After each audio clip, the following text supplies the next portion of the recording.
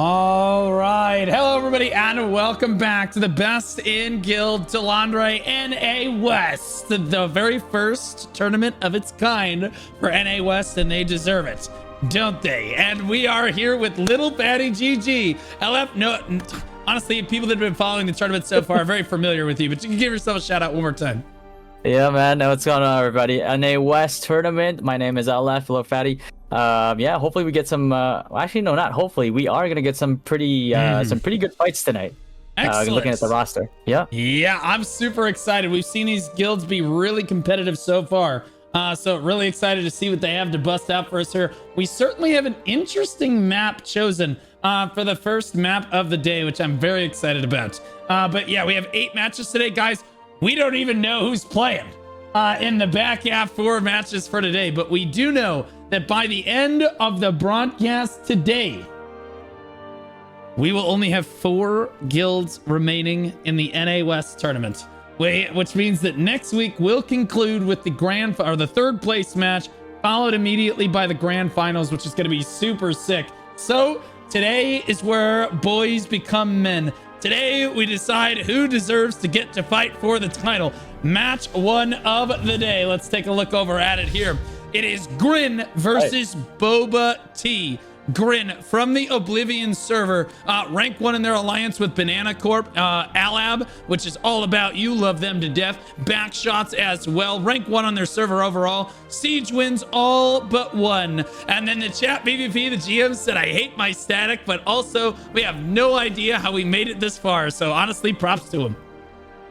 Yeah, and on the other side here, Blue, we have Boba Tea from the Invoker server. They are saying that they're dead weight in their alliance with Cat Cafe, Kaonashi, and Dynasty, with the Alliance Strength server being the first, and Siegers 1-6. Their chat PvP is Boba is just milk with big balls, sponsored by Jerry. Yeah, interestingly enough, now who do you have winning this match potentially here? Because both these teams are very competitive, Ella. Yeah, incredibly competitive indeed. But on the side of Grin 2, they have some very stellar performers on their Cordy spinners. Boba has the same amount, has the same talent as well, but Grin more focused. So what Boba usually tends to build towards, though, is countering that exact type of gameplay. So it's going to be down to how well Boba basically executes on that strategy. Whether it's like mana burning or hard focusing the Cordies on the way, and if they can disable those Cordies and have them have the most minimal of impact, then they might very well take this fight from Grin. Yeah, well, I'm hoping that we at least see a really cool fight for today. So at the very least, please show me some good matches, because I'm just a filthy little spectator at the end of the day. I just want to see the best things possible. All right, you want to cover pick ban for us? It is quite interesting. Yeah, all right. So in terms of pick ban, what we have here is there was a coin toss that Boba won, and Grin 2 is going to ban. They decided to ban Daigon, Azrael, Kawazan, and Pakilo. And Boba decided to pick a dentist. Yeah, so we're going to the dentist, as Morland likes to say, on the first map of the day. This is typical of a T1 map, and we see this a lot more on NA East. But NA West, we have not seen a dentist very often, but you know what? We're gonna see it right now as both guilds spawning in to the first map of the day, and we see the meta on this map is very different in T2 than we used to see in T1 because of that nasty chain pull that the frontline tanks can do. The high grounds are just much harder to abuse, LF. Yeah, exactly. The high grounds are indeed hard to abuse, and that's mostly because of the fact of T2 having Bulwark. Right, so you can pull multiple people. Before, you could have a bunch of liberators up there. You can pull them one at a time. But with T2, oh, and here we go, action right away on Portal 1. Yeah, looks like we see Boba Tea in the yellow just pushing right into Grin right now. And Grin getting caught off guard a little bit. Half their guild on the low ground, half their guild on the high ground, unable to fire. And it looks like Boba Tea is taking full advantage of that as they mop up Grin in the first engagement right there. I would take that with a little bit of a grain of salt, because I'll hand it to Boba Tea. They caught Grin out of position right there. Yeah, exactly. So Grin, interestingly enough, they decided to go for the high ground bit on the church side and then have some presence on the bell tower side. Generally, it's a pretty good position to take, right? If you have your high ground there and you're fighting for the rift side. But the problem with that is that they had no idea where Boba was, and it just so happens that there is a backdoor access to them on Portal 1, which is directly right behind their church stack. So once that church stack is wiped and some of the people on the bell tower got pulled in as well, it was pretty much over for them at that point, right? I think Grin kind of like you saw some of their members. They didn't even decide to attack at all. They just stayed on the bell tower side. And I think the call there was pretty much, we got caught off guard. Let's spawn Portal 3. Let's spawn Portal 2, and let's kind of reconvene on the other side. Because there was just no way they were winning that fight. They got caught off guard. They got caught off guard fast. Yeah, it looks like Grin is regrouped on the other side of the arena. Doesn't want to get caught off guard again. And very importantly, they took control of the low ground. Look at them pulling Diglett down there. Zorua, Snorlax, a Legionnaire, all pulled to the low ground and just getting picked off by Grin down there. And finally, there's the pulls coming through on the other side for Boba Tea. And again, this match is very heavily about who controls that low ground in T2, mainly because that high ground is just so less abusable than it was in T1. In T1, you just couldn't pull people down as consistently, and now you can. Look at Grin getting a very solid kill feed right there. But honestly, getting thinned out on the low ground. Totodile, and look at Boba Tea with their traditional Pokemon names over here, as usual. Totodile getting a big kill feed right there, but again, very back and forth now with 2 minutes left to go. We take a look at the leaderboards. Totodile again for Boba Tea. Look at that wand dagger. What an absolute geek and Chad. Alpha male wand dagger user. 8 and 7 right there, and it's very back and forth. Damage dealt as well. You see Not Sean, T, and Totodile at the top of the leaderboards, but you see Grin and 1 and 4. Boba Tea in positions 2 and 3. It could not be closer. And then healers are back and forth, back and forth. Ash and Milk Tank struggling to see who can be the top healer of the lobby right now. There's Ash right there. I'll try to get that perspective right now on the side of Grin, but definitely both teams doing everything they can as we tick down close to the 1 minute mark here, LF, before the stone opens. Yeah, exactly. And we see these wand daggers really come up. People not really quite prepared to build against them. We saw it in the NA East tournament too. We saw Vert top the damage rankings at in their match yesterday. So we've been seeing these Dark Blighters, these wand daggers that have really been outperforming just pretty much like everyone else. And as we can see, the performance here right now is quite up there as well. Will he be able to maintain it though? That's another story. But yeah, really efficient way of spreading that damage. Not everybody can build against the weakness resist because, again, we talked about the pull, right? We talked about how oppressive it is. We talked about like how multiple people can get pulled, and if you don't have collision resist, which most people don't, especially if you're not a tank, chances are you're probably going to get pulled. So a lot of people are trying to build that direction as much as they can, and if you're not building any recon resist to at least stave off some of the healing cuts, the heal cuts, then you're also getting hit with the curses, and there's a higher chance to proc Tevin procs on you. It's so much easier to really just like stack those curses on you and then like burst you all at once. But again, we talked about in this one despite the Dark Blighters kind of like having a standout performance in both regions, I kind of want to focus on the spinners of Grin here, because we talked about it before. Boba builds in a way in their composition that counters these Cordy carries, and from the look of it, up on the rankings still, Not Sean is still up there. He's still doing damage. He's still doing kills, but they've minimized it by quite a bit. If you look at if you look at 7 like rank 1 right now in damage dealt, he's had 15 kills, 35 assists, and vastly more damage than the rest of pretty much like both the comps overall. So he's doing incredibly well. You can see the difference of pressure in terms of like Cordy spinners. 7 is not getting as much pressure, nowhere near as much as Sep and Sean on the other side, because I've watched Sep and Sean kind of like try to go in these choke points so far, and unfortunately for them,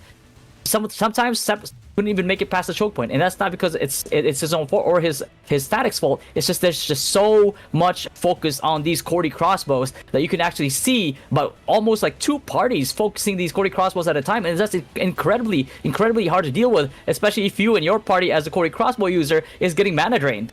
Yeah, absolutely. We see a couple gamers here. I've been focused on Cheesy on that SNS wand, that Templar build over there, pumping out a lot of curse damage. Templar can be played as a frontline tank, but it can also be played as a curse DPS, absolute Giga Chat as well, and that's what we're seeing Cheesy do. He just went down in the middle of everything right there, but we also saw a Spellblade standing up top on top of this bell tower, and he was playing with fire. Fate was up here doing what he could. Basically, he was trying to dance back and forth. He was watching the front line on the side of Boba Tea to try to make sure that they weren't going to try to pull him in every time they stepped over, like Miltank stepped over to do any sort of DPS to him, or a frontliner stepped over to try to pull him down. He stepped back away from the edge so that they didn't have the line of sight to get that pull off. You see him doing exactly the same thing on this rooftop right now as well. He throws down some damage. He's playing cat and mouse right now. He throws down some damage. He backs up. He throws down some damage. He backs up a little bit. He's trying not to get pulled in. At the very least, you cannot just stand there because the front line will pelt you down. Now, I will tell you right now, Boba Tea definitely looks like they are winning out so far in this lobby, but they have not chosen to interact with the stone, which is something that we do see as a strategy on a dentist from time to time. But I'll be honest with you, because of how much of a skirmish it is on the low ground, it can be very hard to initiate a cap. We saw this in a lot of the guilds in T1 for NA East. The cap initiate is extremely hard to get off. I would honestly favor, again, just get that cap off, at least start to build that percentage over time. Certainly, though, Boba Tea looking like they have domination on the point, but Grin able to fight back.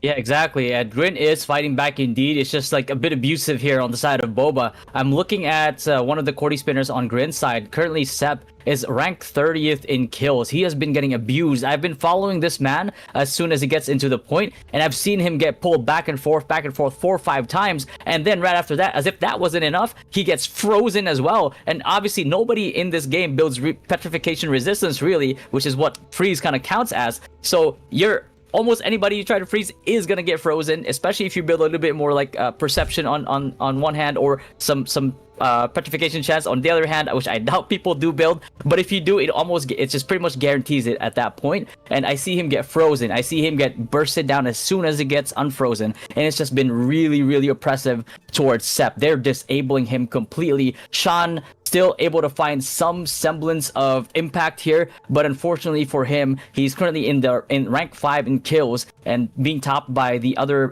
Cordy spinners on the side of Boba, and also being topped by the other 2 spear dags, pretty much the shadow dancers on the side of Boba. It's been very, very, very oppressive, and especially with usually Grin having the top performers be their Cordy spinners, having them disabled by this much is just too hard.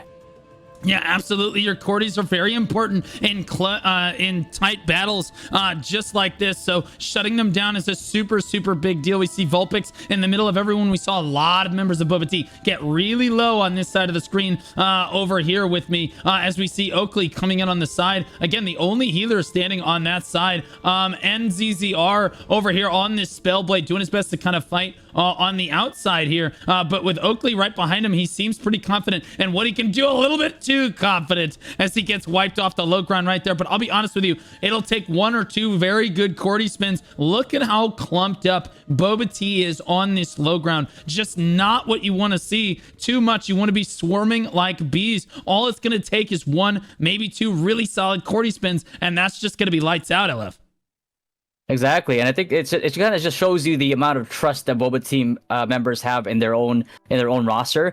And you can kind of see that in the way that they've been shutting down these Cordy crossbows, right? But like as you said, Blue, it only takes one. We've seen that before in other fights where the losing guild had kind of like a bit of a take on the Rift and almost take it at some points because of like 1 solid Cordy spin, and that's really all it takes. Plus another one maybe after that just to secure the whole cap. And that's pretty much how you turn the game. You just need to learn how to replicate that. But on the side of Boba here, I'm following Seven, who is T and is kind of like running around. So he's doing something like very special here. He doesn't do it all the time, but I've seen him do it at least like once or twice, where he's not only going for the spin on the clumps, he's also going for the spin or pull on the Cordy users as well on the side of Boba, which makes it really hard because now you not only have to worry about the tanks that are building collision chance, now you have to worry about the Cordy user who also will be building collision chance and is going to try to pull you as a fellow Cordy user on the other side. and you know that they're building collision chance just because of the fact, the nature of Cordy, where it kind of like pulls you in, and that really is what like leaves you vulnerable when it comes to getting spun on, and it's kind of like one of the major difference makers versus that in like Burkant crossbow, for example. But yeah, Seven doing a really, really, really good job of not only getting these spins, not only getting these like impactful plays, but also eliminating any type of factor that the other Cordy spinners might have. He wants to outperform the other Cordys, and he knows how to do it, and that is making himself shine and dimming their own lights.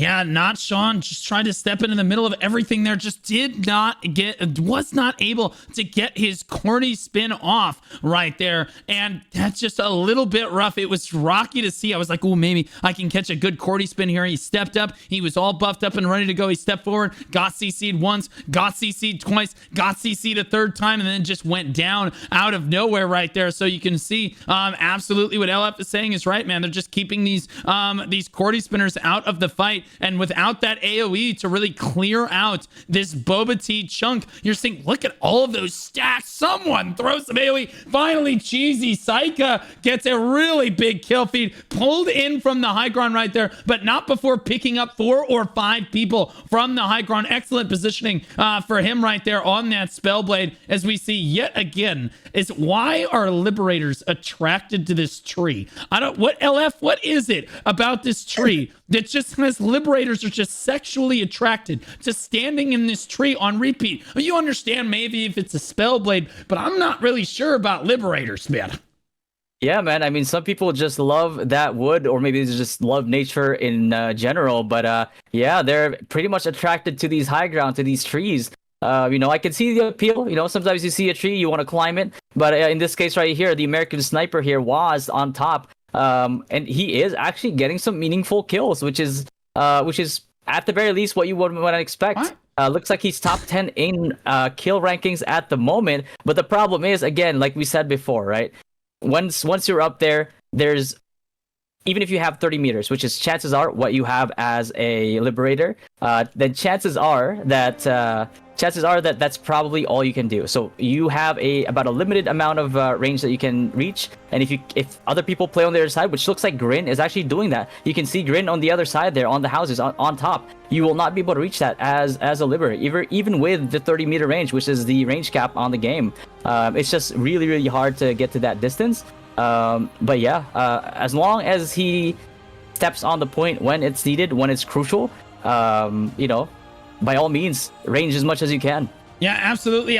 We saw Grim right there trying to pull people to the high ground for Grim. Actually pulling for Grim. Literally pulled them from the low ground to the high ground. I'm not sure that's exactly what you want to do as a frontline take, but you know what? It ended up working out. He ended up living through it, so it's okay. We've got Chikorita, everybody's least favorite grass type Pokemon over here. Ooh, gets pulled in. Ooh, taking a good amount of damage. But again, Boba Tea keeps clumping up like crazy, but these guys just don't go down. The Cordy spins are just not there on behalf of Grin. With 10 minutes left on the clock, though, LF, I'm starting to worry that these guys don't know that they haven't taken the point yet. You Psyduck, surely.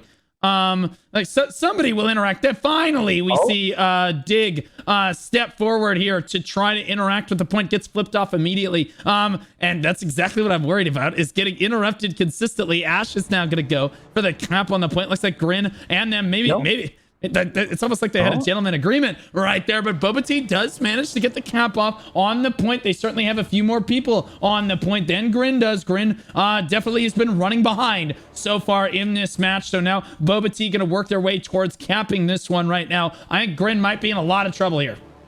Yeah, exactly. A lot in trouble indeed, as Boba damn near doubles their numbers. Back and forth a little bit, but they're now at 40%, 9 minutes and 30 seconds left. It's going to be really, really hard for Grin to get this back. But again, Boba, as much as Grin wants to clump and wants to catch these clumps themselves on the Rift, it's just been very, very hard for their core users. And now Boba, you can see them leave a little bit away from the Rift. They're trying to get it down a little bit. They apparently, from the looks of it, they don't really want to get it too early.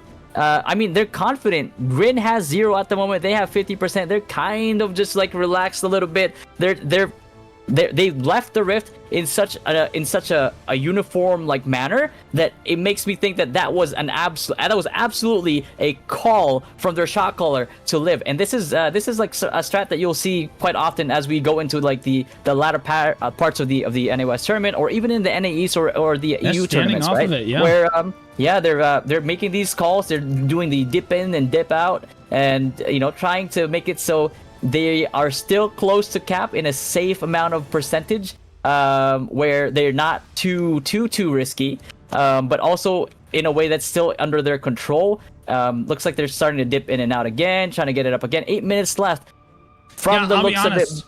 I'll be honest, LF. I think that's exactly what's happening right now, and I love this strategy way more than I love the let's not cap it all until the 5-minute mark strategy. Mainly because you can control the percentage. Everybody steps off the point, no big deal. You let red, basically you will slowly decline in percentage over time if no one has anything on the point, if no one has anyone on the point there, and you can basically make sure that you don't get counter capped from your opponent.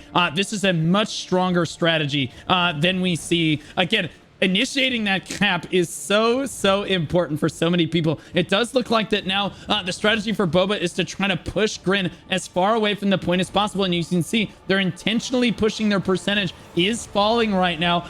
They're trying to do that intentionally. They're not trying to cap it yet, guys. The reason they're not trying to do that is because they don't want, if they cap it right now, they won't be able to build percentage towards another cap. So Grin could theoretically surge onto the point really strong with Guardians and try to flip it at the very last minute of the match, and they do not want Grin to have a chance to do that. So they're basically waiting. They're gonna wait to cap this until the very as long as they probably can here, down to maybe the 4-minute mark, until they feel comfortable with how much time is remaining on the clock, that they feel like Grin can't just return a cap on this one. Grin now lands on the point because it's on them to bring the fight to the point. With 22 people standing tall on the point right now, Grin is going to get on the board. No, they get interrupted right there by Grumpig.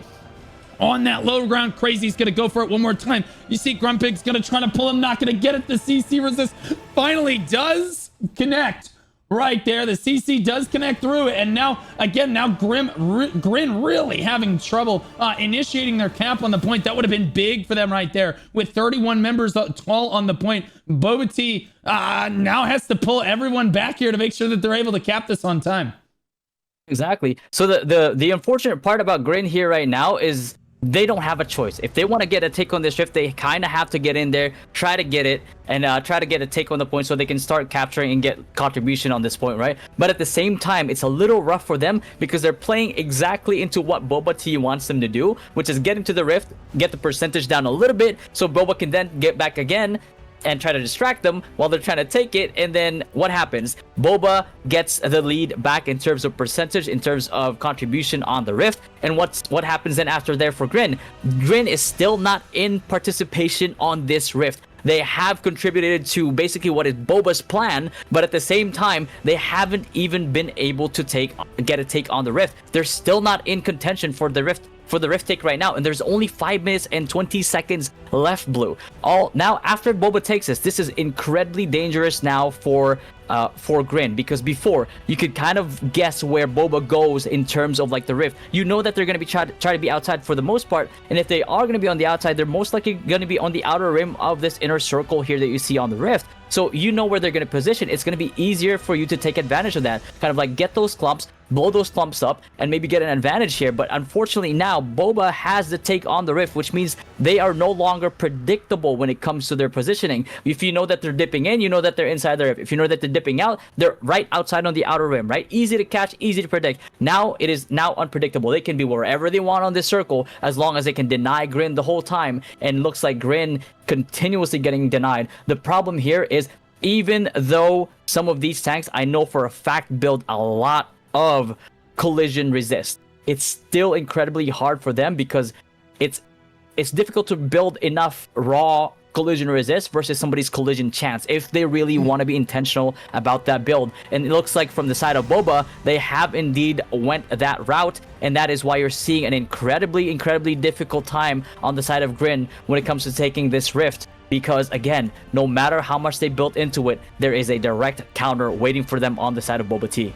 Yeah, absolutely. As we see, even the healers are really struggling to stand on the point right now for Grin. Boba Tea felt comfortable. They did end up capping the Riftstone into the final minutes there. And again, I have to say that expresses to me very, very strong guild coordination on this for Boba Tea in this round of the tournament right here. Again, I feel like it's just an objectively better strategy overall than waiting to cap until the last moment or under like the, under the 8-minute mark, because then again, you run the risk of your opponent being able to cap it and you just keep getting flipped off because, there's RNG that goes into a lot of these CCs as well. You could just get very unlucky, and that's not how you want to go out in the tournament, because ultimately, even if you have more people on the point, if your opponent does initiate a cap right before the end of time remaining, they will have more percentage than you on the clock, and that would be it. In this case, Boba Tea, though, not letting off the gas pedal with 3 minutes left to go. They certainly look like the dominant guild here, LF.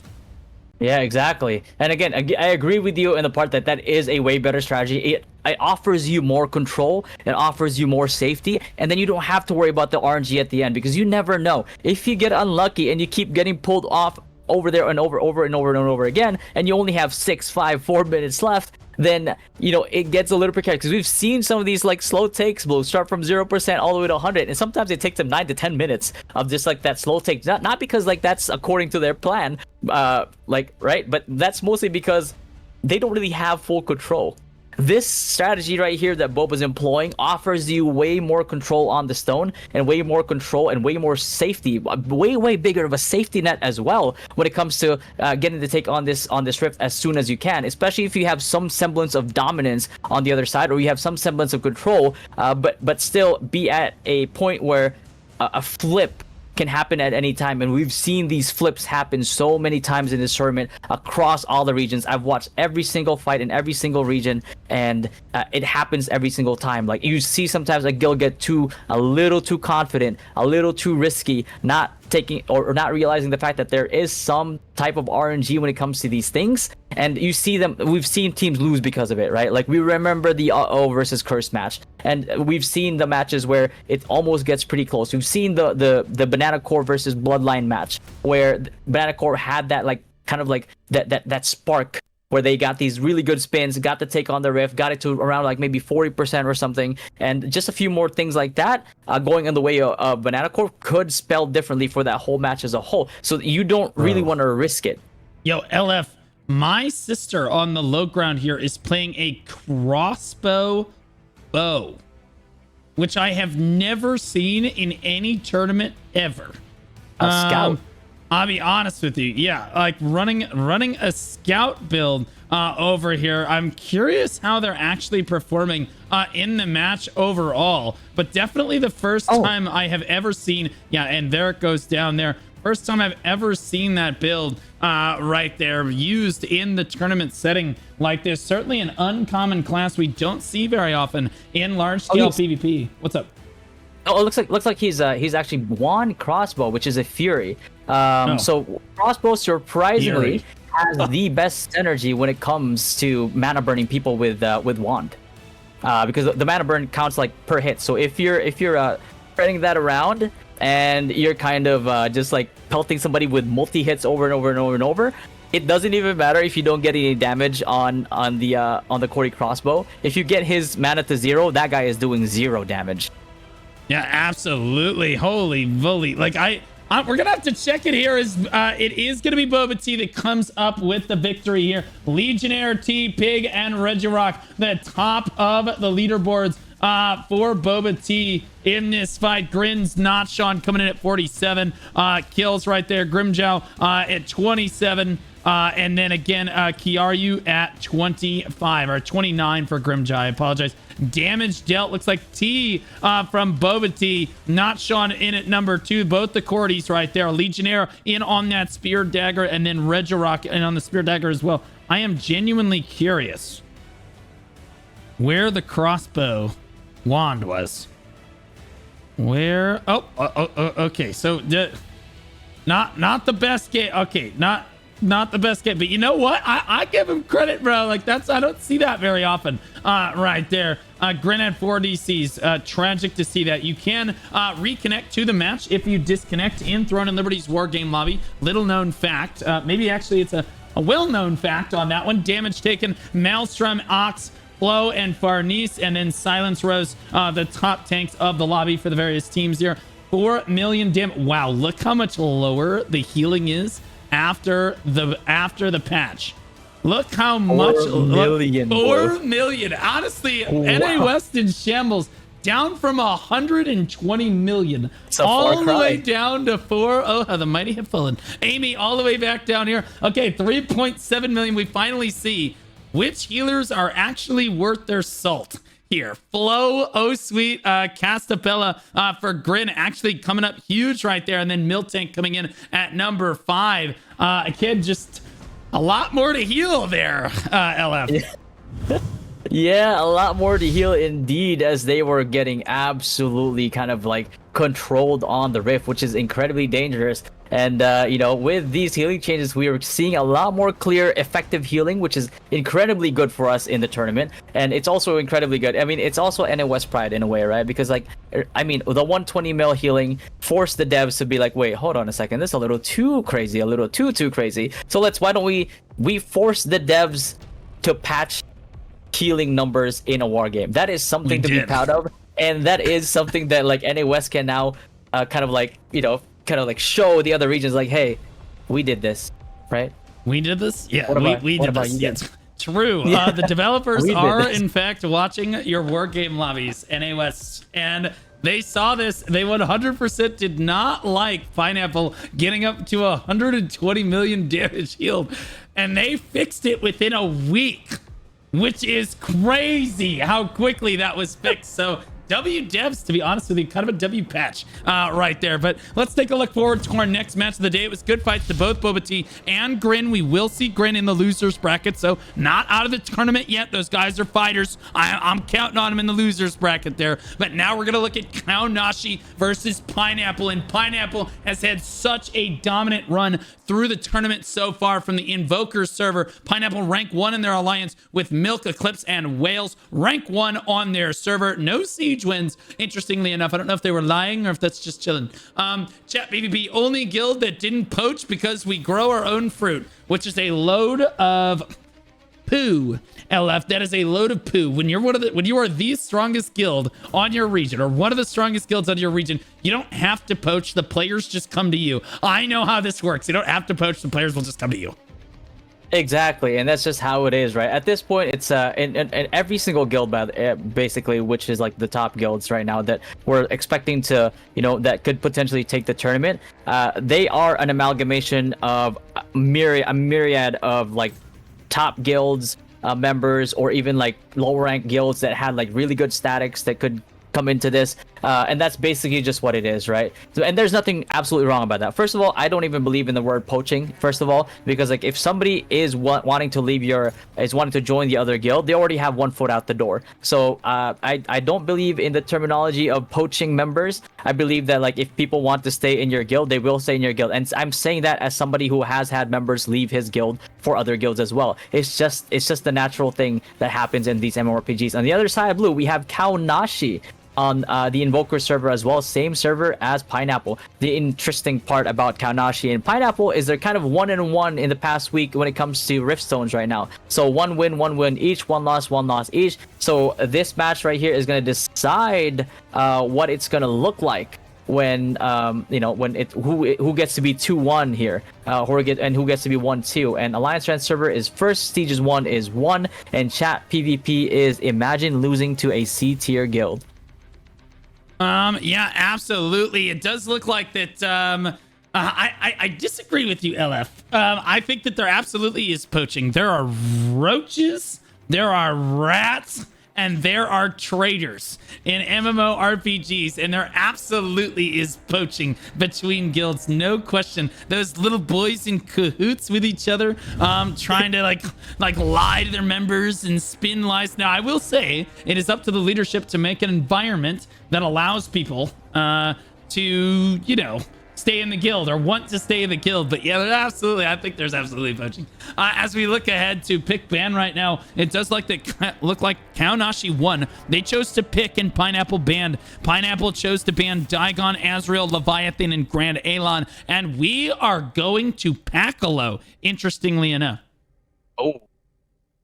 Oh, okay. Paculo, the pull-off central, basically, of Rift Zones. This one's gonna be I don't even know how this one's gonna go, Blue. It's been 1-1 between the two of these heroes so far, but they've been fighting both those matches were on Daigon. Now taking into Paculo here, I don't even know how this is gonna look like. It's really gonna be up to which guild probably builds the most collision chance. And I know for a fact that both guilds have very, very focused members. It's just I'm curious as to what amount of quantity they have each, because we've seen guilds lose this map just based off of pulls alone.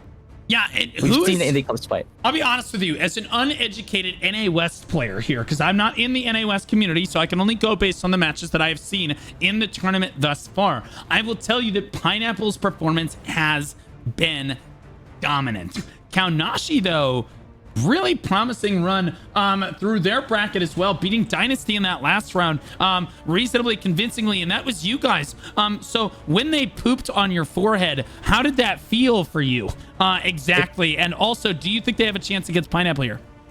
Yeah, I mean, it felt warm with a distinct smell, but I think in terms of like chances that they have versus Pineapple here, it really is 50-50. Like this could be pretty one-sided. It really depends as well on who built the most collision chance on either side, or at this point I can't even really say collision resist because it doesn't matter.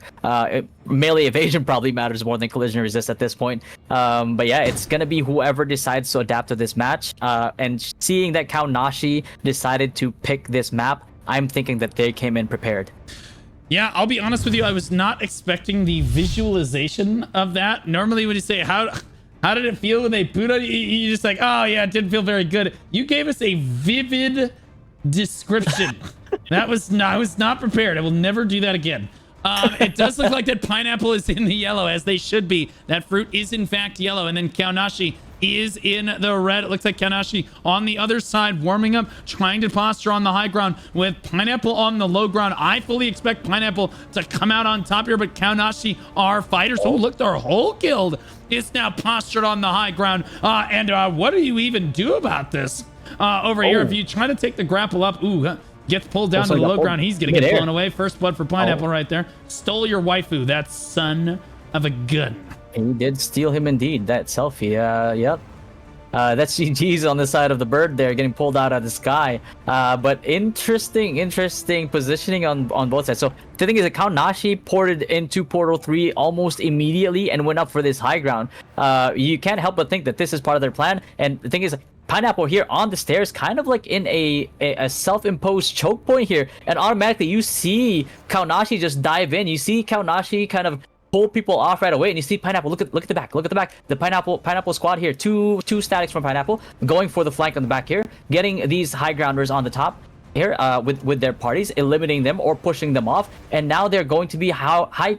This is pretty insane movement on the side of Pineapple. This is incredibly smart by them, because what they did initially here was, I'm thinking Kaonashi's plan is dive down, be the front line, and have our people up top kind of range down with their 30-meter ranges. And Pineapple decided, no, we're not going to do that. We're going to fly over to your back line, eliminate your back line that your front line can no longer reach because they're down there. And then we're just going to dive down after them as soon as they die. And now it's become a very back and forth fight here. It does look like it kind of Kaonashi sided a little bit because of the collision chance that they have. They came prepared, Blue. Yeah, I'll be honest with you. Kaonashi might be winning this right now. Everybody's saying Pineapple's the strongest kill, but look at that kill feed on the right side of your screen. That does not bode well for Pineapple right now. Both guilds have 2 Cordy crossbows, Notivo and Ikuda for Pineapple, X Lucky, and Fruit Loops on this side of Kaonashi. So we'll be looking out for them in the kill feed, as this is a Cordy-rich environment. But we've seen Cordys get locked down on this Rift so many times. It's actually a relatively popular Riftstone pick for this tournament. Guild's actually starting to favor a few of the Talandre maps, which is really fun. Makes the tournament very, very interesting for me, as I don't want to just see Talus Azrael Talus every single time. This is a much more dynamic match. You can see Mayumi firing away from this high ground. Kaonashi controls the Riftstone. Oh. This is the first time that Pineapple, I think, is really struggled against an opponent, or at all. I think that they thought that they were shoo-ins to win the tournament, and now Kaonashi has planted their feet on the point. It looks like Pineapple is going to try to push directly up the stairs. I'm not sure about this. They have people. Kaonashi dropping in behind them. They clogged them up on the stairs. This is a bad position. If you're a Pineapple, you're going to get bruised here, LF. Yeah, this is a sweet engage here for the side of Kaonashi. Just a little bit of tidbit as well, Blue. This is kind of personal on the side of Kaonashi, because you remember that they said that they're calling themselves a C-tier guild. Do you want to take a gander? Do you want to take a little bit of a guess, Blue, as to which members from which guild rated them as C-tier? No way. That Pineapple called Kaonashi a C-tier guild, and now we're getting farmed by Kaonashi on the Riftstone. Oh, heaven help me. You couldn't ask for a better narrative than chat PvP like that. Yeah, the high ground definitely taken right now. Pineapple just fighting over the scraps on the low ground. That push did not work out for them. Kaonashi collapsed perfectly down, guys. They collapsed down from this high ground right here, landed on here, and then just clogged the stairs. And flanking their opponent from both sides, were able to come up big with it. Ooh, my goodness, get pulled in right there. There's two more victims right there. Good pulls, good pickoffs for the side of Pineapple, but they're going to try the exact same push. I don't see anyone on the other side. Looks like Kaonashi controls that right side, or that flank over there. They've got people designated for it, and you see the exact same thing happening. Pineapple is stalled on the stairs right now as Ikoda tries to dive up right here with his Cordy crossbow, trying to get in on anything right here, trying to clear the way for his guild. Pineapple does manage to make their way onto the Riftstone right now as Kaonashi starts to lose control. The Riftstone does open up, and you see E-Bag going for it. Shrimptail actually might get it first. No, it is Pineapple. Yeah, it is Shrimp that's gonna go ahead and grab that first. So Kaonashi, although they expressed dominance early on, Pineapple finding their way in. Looking at the leaderboards very quickly right now, because the match is really close. Lennox from Kaonashi, Ikuda in number 2, Tenegra, Fruit Loops, Notivo coming in as well, performing for their guilds. But you see very back and forth numbers on both sides, with the amount healed, Kaonashi much more impactful healers on this one as Pineapple starts to take control of the rift, it looks like. But honestly, 18 people on the point for Kaonashi. Both guilds have initiated. Both guilds under 8% and fighting neck and neck to try to get ahead in this one. These might just be the titans of this tournament right here, LF. Absolutely, and we've seen it before. There was a lot of underestimation on the side of Kaonashi, especially with how low they were rated before. They came back with a vengeance, and you can kind of see where the chat PvP was coming from on Pineapple's side about the whole poaching thing, is because Kaonashi has built a very solid roster, but again, I doubt it was. I'm not sure if it was poaching, but again, at the end of the day, Blue, a win is a win, and if you built the better roster and you win the tournament, then you win the roster, or you win the tournament with the better roster. And again, a win is a win. It doesn't matter. All you can do right now, if you're Pineapple or Dynasty or whoever else in this competition, is just try to adapt, try to do better, try to see what they're trying to play for, and try to play against that as best as you can. Because otherwise, if you don't, or if you're not able to do that, you will get eliminated, and all the people will remember are the people that won. There are no excuses after the fact of the tournament. If you win, you win. If you lose, you will be forgotten.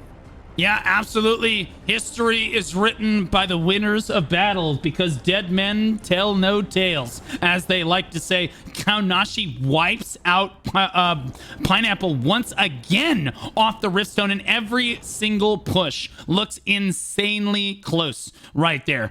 Every single push looks super, super close, but it looks like Kaonashi just understands this Riftstone better than Pineapple does. Pineapple keeps running up and falling into the same trap every time. Every time Kaonashi drops its its backline flankers onto the backline of Pineapple on the low ground right there. And they also have 2 statics spawning on the low ground, trying to interrupt the Pineapple regroup over here. This only looks like about half of Pineapple. I'm not sure where the other half went. Probably, oh, here we go up top. Wow. Pineapple taking a different approach to the Riftstone this time as they move up top and try to take the high ground away from their opponent. But the rest of their guild stranded on this low ground, stuck in a battle with people that can respawn 10 feet away. And now they're going to try to make their way up. Kaonashi starts to battle for that high ground, but not what you want to see right there. You cannot push into that position with so many people up there. Finally, Pineapple's going to try to drop down from this high ground as the rest of their guild tries to push up the stairs right here. I'm not sure this is an extremely risky push, but a hell of a maneuver out of the shot caller for Pineapple. You got to give credit where credit is due. This guy came up with something on the fly, and it might just work. They are on the point with 20 people right now, keeping Kaonashi's percentage at 81% and falling now. Pineapple barely in on this one. Ebag gonna go for the cap on the point. His healer keeps him standing as he was about to fall over right there. Pineapple does get the initiate on the point, but now Kaonashi starting to battle back. Can Pineapple's brilliant maneuver right there actually translate into a Riftstone win right now? Yeah, exactly. We're kind of like curious here, Blue, if it was a bit intentional on the side of Kaonashi when they saw what Boba did. I wonder if they're delaying the take a little bit here and kind of like reducing a little bit, maybe waiting a little bit more on the side of like the 15-minute mark, being closer to like the 10-minute mark. We don't know. I don't think that they're I don't think that this is as one-sided as like the kind of like the Green versus Boba fight, with Green being hard counter and a dentist, but you know, with the nature of this rift, we are seeing full wipes on the side of Kaonashi here towards Pineapple. Man, that was a brilliant push for Pineapple right there. An absolutely brilliantly executed strategy. They're going to try it again one more time. No, they're going to abandon the high ground. They're going to jump down to the low ground. I would have loved to see them try that one more time right there. And then we saw, again, Lucky on the side of Kaonashi get shut down by one of the Pineapple members. I'm forgetting. It started with an M, as in Mary.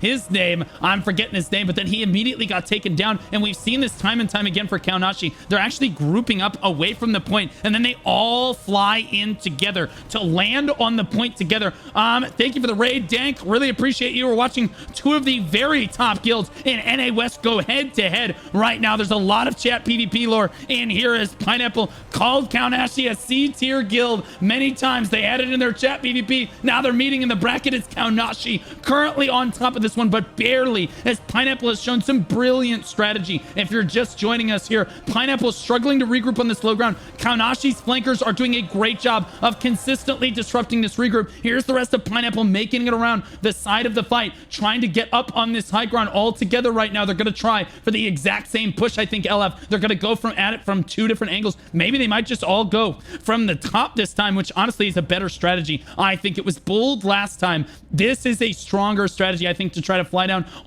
from the high ground. Good pulls to the low ground. KP in a lot of trouble. There's the engage onto the low ground right there. And now it's Kaonashi clumped up in the corner right now. Can they get Novo in a position to spin? There's the spin right there. And it looks like that Pineapple has taken it back, or at least initiated the cap on the point. Kaonashi in control of the point currently, but Pineapple with a good push. I'm not sure that it's going to be enough, though. Look at that kill feed, LF.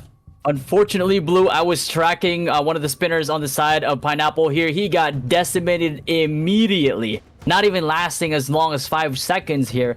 Quite the short time, and not even getting their spin off, which is even I last longer than that. Yeah, exactly. That's the sad part. If you can't last longer than us, then that's just unfortunate for you. But unfortunately, your team is relying on you. The whole team is cheering for you. They want you to succeed. But if you disappoint, then you're not gonna get this wipe on the side of Kaonashi. You're not gonna be able to take this rift. And yeah, it's just gonna be rough all around for Pineapple if they don't maintain this dominance. I'm gonna be honest with you right now, though. Pineapple finally getting on top of this. Kaonashi trying to hold it down on the Riftstone. Only 10 people to the 14 from Pineapple. It's an all-out bare-knuckle MMA brawl on the point right now. Fast just running up, trying to get on the point as quickly as possible. There's Coffee doing what they can to try to heal their static from this side over here. Getting flanked from behind. Coffee in a lot of trouble now. all on their own. There's the Static coming down to try to help him out. Keeps himself healthy, and look at that flank. Beautiful coordination for Coffee. Static, clearly he's communicating, telling his Static when to drop down right there. That's what's separating Kaonashi from Pineapple in this fight, is those individual Statics just doing such a great job communicating with one another. Mayumi has been putting on a clinic so far in this fight as Pineapple's cap starts to tick down under 10%. We look back at the leaderboards. Look how back and forth the leaderboard is right now. Mayumi, like I said, in at number 4 on defeats on a Spellblade. No Devo, as we were following there, has had a rough couple of pushes. Still at the top of the damage charts. There's Mayumi and Fly at the top of the damage leaderboards on the side of Kaonashi. And then again, look at the healers are back and forth, but look how low those numbers are. W Developers and WAGS for relaying that feedback. Those are much better damage numbers. Now we finally see which healers are actually worth their salt, as it were, mainly because we get to see actual healing get done, not stat padding here. Exactly, not stat padding indeed. And you can really see 1.3 mil healing right now, Blue. Almost halfway through this matchup. It is a far cry from the 40, 50, 60, 120 mil that we've been seeing, which is incredibly good. Again, like you said, don't developers for doing this. Wait. We can actually see hold that metrics. thought. So sorry, LF. Look at that. They get pulled out of position. Pineapple needs to get onto the rift right now. Kaonashi actually all pulled out of position right there. There was a huge opportunity for Pineapple, but they just did not take it. Didn't have the intel. Didn't know where Kaonashi actually was. And now they're starting to get routed on this high ground here. They're starting to get pulled to the low ground. Sorry about that, LF, man. I thought there was going to be something big there. Yeah, definitely. There was going to be something big indeed, but unfortunately on the side of Pineapple here, the flex teams from Kaonashi are just... And to give full credit to the flex teams of Kaonashi, they are one of the best flex teams in NA West, and we can see it here. The amount of pressure that not only are they absorbing on the low ground here, the amount of pressure that they prevented from going into the Rift, which gave the rest of Kaonashi's main ball a chance to get back on Rift just in time before they got kind of like corralled into a choke point there, was insane. I'm pretty sure they called that out too. We're stopping them on the low ground here. You need to get back up on Rift right now. And then that's exactly what they did. They go up here and look at Pineapple kind of like getting demolished here. So the thing about Pineapple is they were the most dominant guild in the 2-2-2 meta. And that's also in part to how they rotated their defensives. They rotated it extremely well. They rotated it better than any other guild as a whole, not just like a few individual parties, and that's where they thrive. They could push into your whole stack and not even care. They could be balled up into like this clump, and you would not be able to blow them up as effectively as you would think, and they would just block all your damage. But now with the Blood Devo changes, Blue, that changes quite a bit. You can no longer just bum rush your opponents. You can no longer just like full send it, kind of like brute force it in. You have to be mindful of how you position and how you engage now. You can't just do what you were doing back in the 2-2-2 meta. If you don't adapt, you will fall off. Yeah, this is quite a good display from this C-tier guild over here. So I'll be honest with you, Kaonashi putting on a great show for their guild right here, but Pineapple making this look very, very close as they continually push on to the point they have moments of brilliance where I think that they're going to be able to make it happen. But I think what separates Kaonashi is every single time they get wiped, they actually wait with about 3 statics on the spawn. They're clearly communicating it. They wait with 3 statics on the spawn, and then they fly back together. They all land in together, and then you see this big wave of Kaonashi battle back the other day. The red wave, as they call it. And now Pineapple trying to push up the stairs, not finding a whole lot of success again, LF.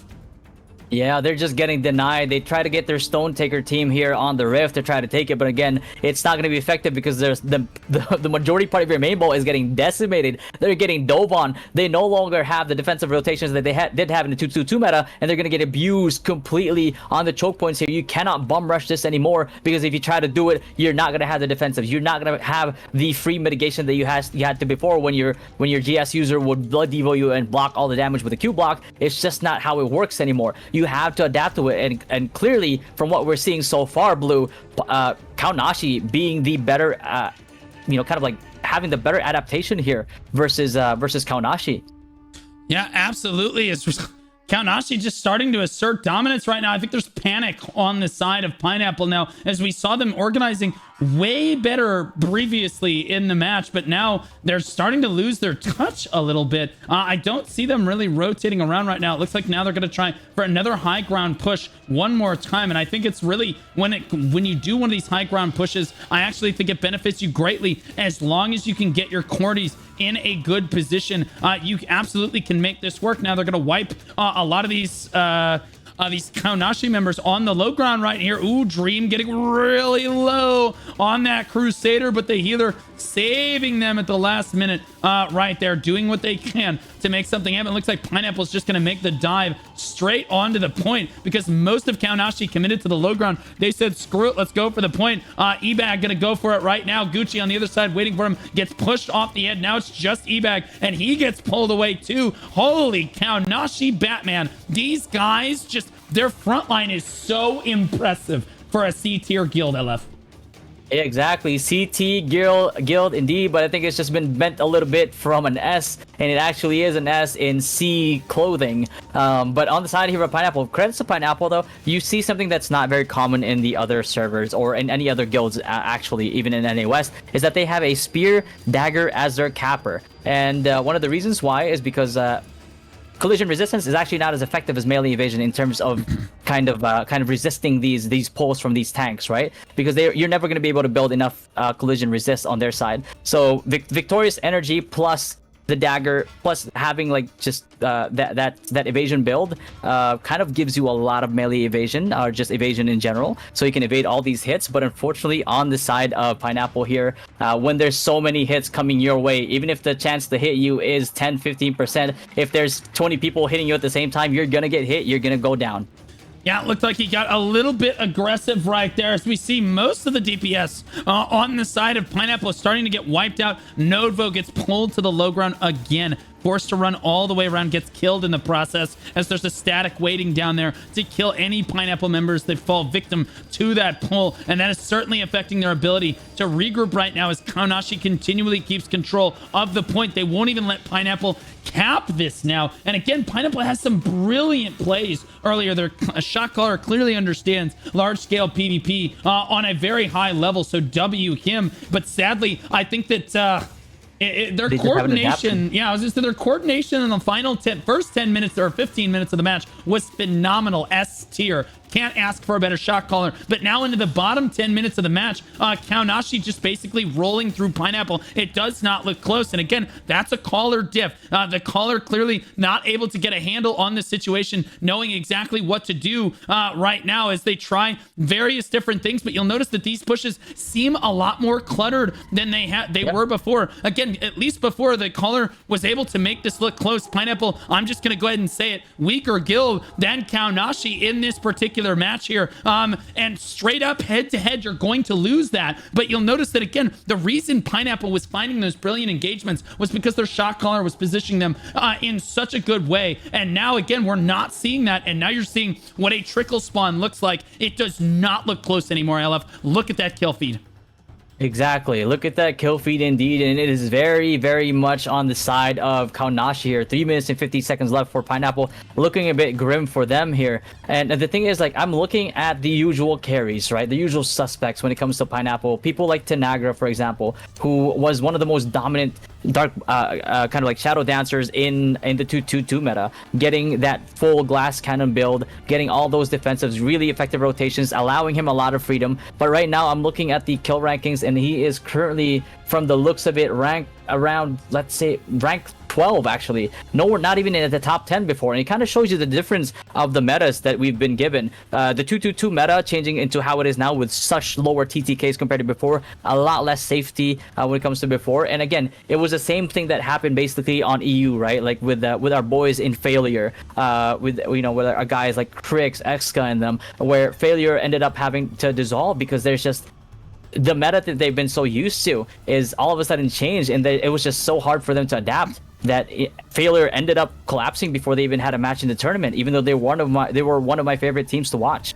Yeah, absolutely. And we see P-Boy with honestly the largest gap in Throne and Liberty history worldwide in terms of performance from his last match to this match. We're talking about 120 million damage healed all the way down to 1.5 million. I mean, that is a fall off on par with some of the bigger streamers that we know from Fortnite on this one. Honestly, looking over here at these numbers, I mean, you would think that this guy, man, this dude fell off huge right now, but honestly, he can't pad his stats anymore. A little bit rough on this one. And now Rizful, one of the only Pineapple members on the point here, he's going to get knocked out as well. And again, this trickle spawn is not working. I think that Pineapple has lost hope now at this point. They got so close a few times. I think that if they are able to hold it together, that shows not the best fortitude as a guild. I'll be honest with you. Finally, you get put under some sort of pressure as a guild,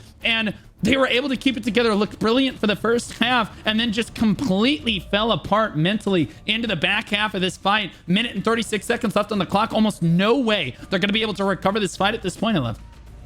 Yeah, exactly. And what the crazy part is, before I'm not sure if it was a numbers diff, or if it was pure outplaying them, but in the most recent matches, I know I said they were 1-1 before in Rifts, but the first one was actually Kaonashi's win, and the second one was actually Pineapple's win. So I'm not sure what happened there. Maybe Pineapple's better in a much larger scale, or maybe they just had more numbers or what have you. But they actually won the most recent one. So I'm not sure. I don't think Kaonashi even has a. If I could check here, but I don't think Kaonashi even has Rift buffs right now.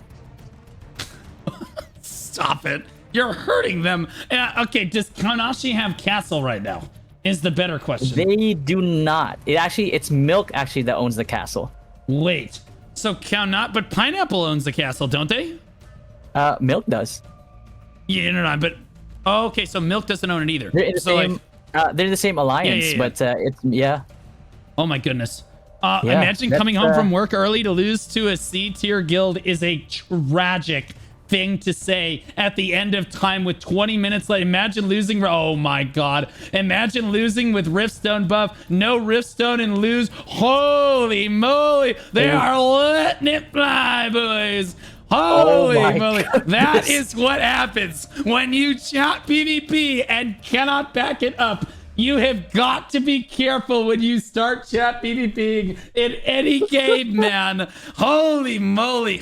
Defeats. It's looking awful. Kaonashi heavy right there. Linux, Bluezam, Yuza, Band KN2, Artoria, and Mayumi, the top kills of the lobby. Interestingly enough, we're seeing 3 crossbow daggers in the top 6 right there. Very impressive. You scroll down, look for Pineapple, Nodovo, Tinagra, Shohaika, and Yes NJ doing their best to pull it down for Pineapple there. Obviously, Mayumi, top of the assist leaderboard, as I pointed out before. Damage dealt 3.67 million for Mayumi, absolute goat. Nodovo coming in at number 2 for Pineapple on that Cordy crossbow fly. Zenochi and Fruit Loops rounding out the top 5 right there. It does look like Stole Your Waifu and Tenaga, and then Ikuda, and then Monkey are the top DPS for Pineapple down there. Damage taken. Artoria, man, Kaonashi not even letting them have the most damage taken in the match, as a crossbow dagger outcompetes all of the healers and crusaders in the lobby for the most damage taken. You really have to be running it down. You have to give credit to Artoria. You really have to be taking a lot of damage, and honestly, his healer probably is thanking him. If we look over at the healing lobby, man, P-Boy all the way down there fell off harder than a lot of streamers do. Lost again, all the way down. Let's see, what is that? 118 million damage heal difference between him and his last match. Man, maybe you should check and make sure his gear is on. That's insane. 2.1 million damage healed. This is such a great change by the developers, by Takumix, Linkla, Evokin, Chicken Dot, Penny Melt, and P-Boy, the top healers of the lobby on both sides. I love this change. You actually get to see who has meaningful heals, who is actually being an impactful healer in the lobby. Such a W development change right there. Yeah, and it is crazy. I guess it does kind of like make sense. it kind of is confirmed now. There is no Riftstone buff on the side of Kaonashi. So imagine that, and a guild that you've rated C tier before. And again, that's just the nature of chat PvP, right? This is why I love these mmorpg kind of like GVG PvP scenes where there is a lot, and I mean a lot of banter. That's what I love about MMOs. There's banter back and forth, and when you lose, it absolutely sucks. You kind of just like put your head down a little bit and prepare for the next fight, get him next time. Whereas like if you win, it feels so sweet, especially if you've been underestimated as much as they have underestimated Kaonashi here, Blue. Yeah, absolutely. I'm starting to wonder if P-Boy was actually just padding his stats all along. Have I been lied to? I mean, a personal witness of mine, I have seen him before the match even starts be up to a 16 mil healing already. That's insane. Before the fight. So yeah. All right. Well, honestly, it's still a talent, and he still did force the developers to essentially patch that part of the game, which is an achievement all of it in and of itself. Honestly, let's take a look at the instant replay from the last match, because this engagement was actually really good. I do want to take a look at it very quickly here. As you see, again, Pineapple pushing up the stairs right now. Kaonashi firing from this high ground, and the moment that Pineapple rounds the corner, you see people drop down into their backline, and then they clog up the stairs, and Pineapple just gets eviscerated from both sides. Not the play that they were necessarily looking for, and you gotta hand credit where credit is due to Kaonashi. These boys came to play. They were ready for that strategy. They were ready for that Riftstone. They executed perfectly. Yeah, exactly, and it's just beautiful to see, Blue, when you know that a guild picks a certain rift because they have a strategy, they have a plan prepared for it, and when you see them execute it as well as Kaonashi did. Again, we said it before, whoever built enough for this Riftstone and whoever executes better ends up winning it. And Kaonashi, damn, did they win this in such a dominant fashion. Like, you saw what their plan was and you saw them execute it beautifully. And it was a sight to see, for sure. It absolutely was. Now let's take a look at our next match of the day. Good fights to both teams there, and I think it certainly showed that there's a battle for the top of NA West as all of the guilds clamor to the top of the mountain. And certainly we have a crazy fight here. I'll introduce Eclipse, since Dynasty on the other side are your boys. Eclipse from the Invoker server, ranked 2 in their alliance with Pineapple, who just went down to the losers bracket in that last round. So if Eclipse goes down here, I'll be honest with you, not the best day for the Pineapple alliance here. Ranked 2 in their alliance. Siege has won too many, they said, and then they said GG's NA West. Yeah, exactly. On the side of Dynasty here, ranking 3rd in their alliance from the Invoker server. Alliance strength on server versus Eclipses is first. All Sieges won all but 2, and chat PvP is don't get beat by the streamer guild. But you are the streamer guild. You're the streamer in the guild. I know. You are. Yeah, you either die a hero or live long enough to see yourself become a streamer simp. What a complete loser. Holy moly. My God in heaven. Okay, real talk. Who do you think is going to win this? Be honest. They're not your guild. Okay, hold on. Honor system. Everybody in Dynasty, plug your ears right now. We'll tell you when to unplug. Okay, be honest. Who's going to win this? Dynasty's going to clap Eclipse. Okay, you're supposed to... Okay, you're... Oh, yeah, Eclipse is going to clap Dynasty. Yeah, for sure. If you lose this, I am going to eat you alive. Do you understand? Live on air. Okay, I just want to be clear. I am giving you the most premium content when it comes to me. Again, this is what we said about chat PvP, Bro. You love it when you win, but when you lose after you chat PvP, it is the most quality content for everybody else. And I'm giving everybody that opportunity right now. If we get beat in this fight right now, you will have content for months. Yeah, okay, all right, let's see it. Here we go, over to the versus screen. The pick ban is really cool. I'll be honest with you, NA West, WNA West, they pick the most interesting maps. NA East is an absolute clown fiesta. I might as well be playing the Benny Hill music as we play on Chernobog every single day. But over here we saw Eclipse won the coin toss. They chose to pick Dynasty banned. They banned Manticus, Pacolo, Daigon, and Kawazan. The choice from Eclipse, because they said, you don't like T2? No problem. We're going to Leviathan. Leviathan indeed. And again, the previous match that we had before this as well, they picked Leviathan as well. I think most of the guild strategies is catered towards PTSD on the side of Dynasty here, but we'll see in this upcoming match if that ends up working in their favor. Do they trigger that kind of like trauma after the loss versus Kaonashi, or do they incite their anger and then kind of like receive the full brunt of it in this matchup? Ooh, I don't know, man. I'm hoping that this is close. I'll be honest with you, because then I'm going to ride you like a stallion the entire fight. I'm actually honestly getting excited just thinking about it. As we spawn into Leviathan, both guilds starting to spawn in now. You see this beautiful scenery. Look at this cinema. Absolute cinema. Beautiful. As we pan over to the stone. Over to this dreaded ship. And I'll be honest with you, again, this is a very well-designed map. I think it's really cool. As we see, they're fighting on the spawn. Oh my god. They're fighting on the spawn, but fighting is such a strong word for what's happening, LF. Yeah, Portal 3 is the choice that everybody made because it is the less safer option, but it is the closest option compared to Portal number 1. And we see exactly why that is the case right now, because when I say it's not the safest spot, it really isn't the safest spot, because you land right on here, right on front of everybody. You don't really have a lot of choices. You could go all the way around the long route if you want to, but that's not gonna make any sense, because the rest of your guild is gonna get decimated if you leave them, especially in a tight fight like this. Yeah, absolutely. I'm seeing Facebook from BDO. He did reach out. He said, bro, I don't hate you. I thought that guy hated me. He used to submit VODs for my T1 VOD reviews for Black Desert back in the day, like ancient viewer.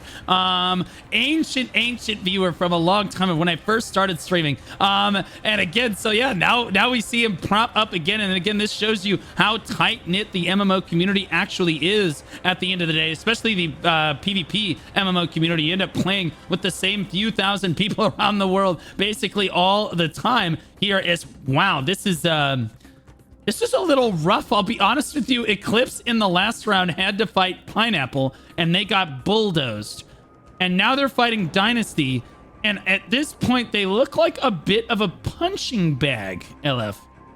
Yeah, a bit of a warm-up match here, indeed. But again, Eclipse, you don't see them. Again, we talked about the resilience of some of these guilds. Some guilds, they back out. Some guilds, they don't even want to fight. But these guys, look at these guys. They're porting in over to Port 1, fighting up, flying over to the high ground, and trying to take a different angle into this fight, which you kind of just have to respect on the side of Eclipse, right? It's other guilds will back out from this. Other guilds do not have the resilience or the mental stability to be able to take these fights over and over and over, despite knowing that the odds are against them. And Eclipse, man, all credit to them going over to hit different angles. The Portal 3 didn't work. They took Portal 1, got up on the high ground, are trying to frag out on the high ground here, still trying to fight. And honestly, you can't help but respect it.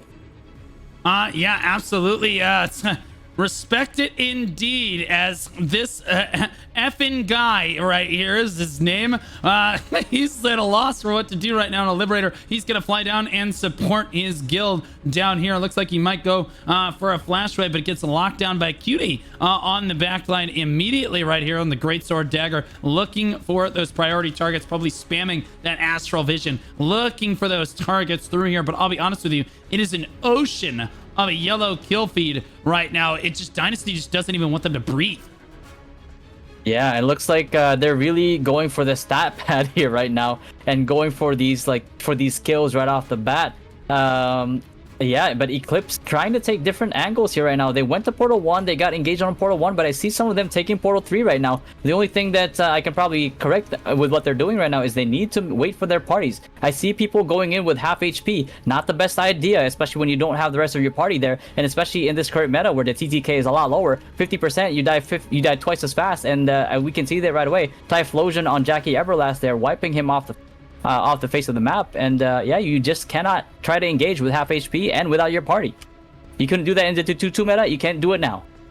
Yep, absolutely. It looks like Kjui in the middle of everybody right now, as Eclipse really struggles to get their footing in this matchup here. You were not joking. They did not, does not look like they need you here. We got an Invocator over here on Alkies. Look at that. I love to see my alma mater class trying to do what they can. Sadly, His guild is being massacred around him as he tries to get any amount of damage down. You see Ninefall in the kill feed, an awful lot over here. Sabasco on the backside of the fight as well, on this Liberator here on the side of Eclipse. I gotta give credit where credit's due. Eclipse's helmets are industrial grade. If I was gonna join a guild on NA West, man, I'm looking at Eclipse. These guys don't care. These guys will run it down. They just do not care. They show up. My boys. Blue Alkins is still alive. He's your alma mater class here is living, and never mind, he died. But he survived there in the middle of everybody for quite a while there, which is pretty surprising. Sustained himself, really worked with those wand blocks, which is honestly one of the, like, besides SNS block, probably is one of the best blocks in the game there. You know, really taking advantage of that survivability and actually surviving for maybe 30-45 seconds in the middle of the Dynasty ball. Yeah, absolutely. As we see everybody getting pulled in right now. And honestly, look at that kill feed for Bloody, getting a kill feed for Eclipse right there. All right, so clearly this might not go Eclipse's way. You know, technically it's 50-50, you know, but assuming that Dynasty wins this match, you're going to move on and fight Grin. How do you feel your chances are against Grin? Chances against Grin, it's going to be 50-50. Grin, at the end of the day, if you don't fully counter what they're trying to do, if you don't have the resources to fully counter the way what they do with the way that Boba has, it's always going to end up being 50-50. And you definitely, even if we have some semblance of an advantage there versus Grin, I can already tell you that we are not going to be trying anything risky at all, just because of the fact that you know, you just can't afford it with a guild like Grin. The way that they operate is very like one of mind. So you know for a fact that if they find a way that they can capitalize on your clumps, capitalize on the way that you're positioning, and they find out that certain, like their shot caller, Jericho, finds out that works, he's going to attack that same angle over and over and over and over until they take the rift. So you cannot be careless at all. Yep, this is not a best of 3. This is a best of 1 match right now. As we see, it looks like Eclipse is going to regroup to the high ground, but they're not going to have very much longer. Oh my gosh, Vardek did. He just landed on the ship. He said, guys, as he just flew in right there, forcing the rest of his guild to try and reinforce with him. And oh my goodness, remember the Alamo are the words that come to mind as they fly across, and Eclipse just gets absolutely decimated. Philly Hunt doing what they can to try to interact with the point here, as his guild is basically used as fodder to try to get that cap off. But 32 people standing tall on the point for Dynasty. We take a look at the leaderboards right now. Certainly quite favored in the realm of Dynasty, but Pooh managing to get up here on that Cordy crossbow on the side of Eclipse, come all the way down to number 20. There is Sis and Bloody, like I said, getting those defeats in there for their guild. You see Mana and Ninefall actually on damage done at the top of the leaderboards. Not necessarily super surprising, but Pooh and Tyrethect on that spell blade right there, coming in on behalf of Eclipse, trying to make something happen. And now we're seeing no one's broken 1 million yet, but as he doing what they can, now we're starting to see the healers on the losing team start to take over each match. Yeah, exactly. And you can, it's very it's kind of really satisfying seeing incredibly high numbers go down to incredibly lower numbers, more accurate numbers, so to speak. Because it really gives you an actual gauge on who is getting all this effective healing. You can, at the very least now, you can compare damage taken from your party if you're looking at those statistics, and you can compare healing done on the side of that, and you can really accurately gauge the effective healing that your healers are able to do, and you can actually have like a way more accurate metric when it comes to assessing your healers and what they're underperforming on. And it's just a really honestly, it's so satisfying having that type of metric. I really wish that we had this way earlier, but you know, I'm glad that we have it now.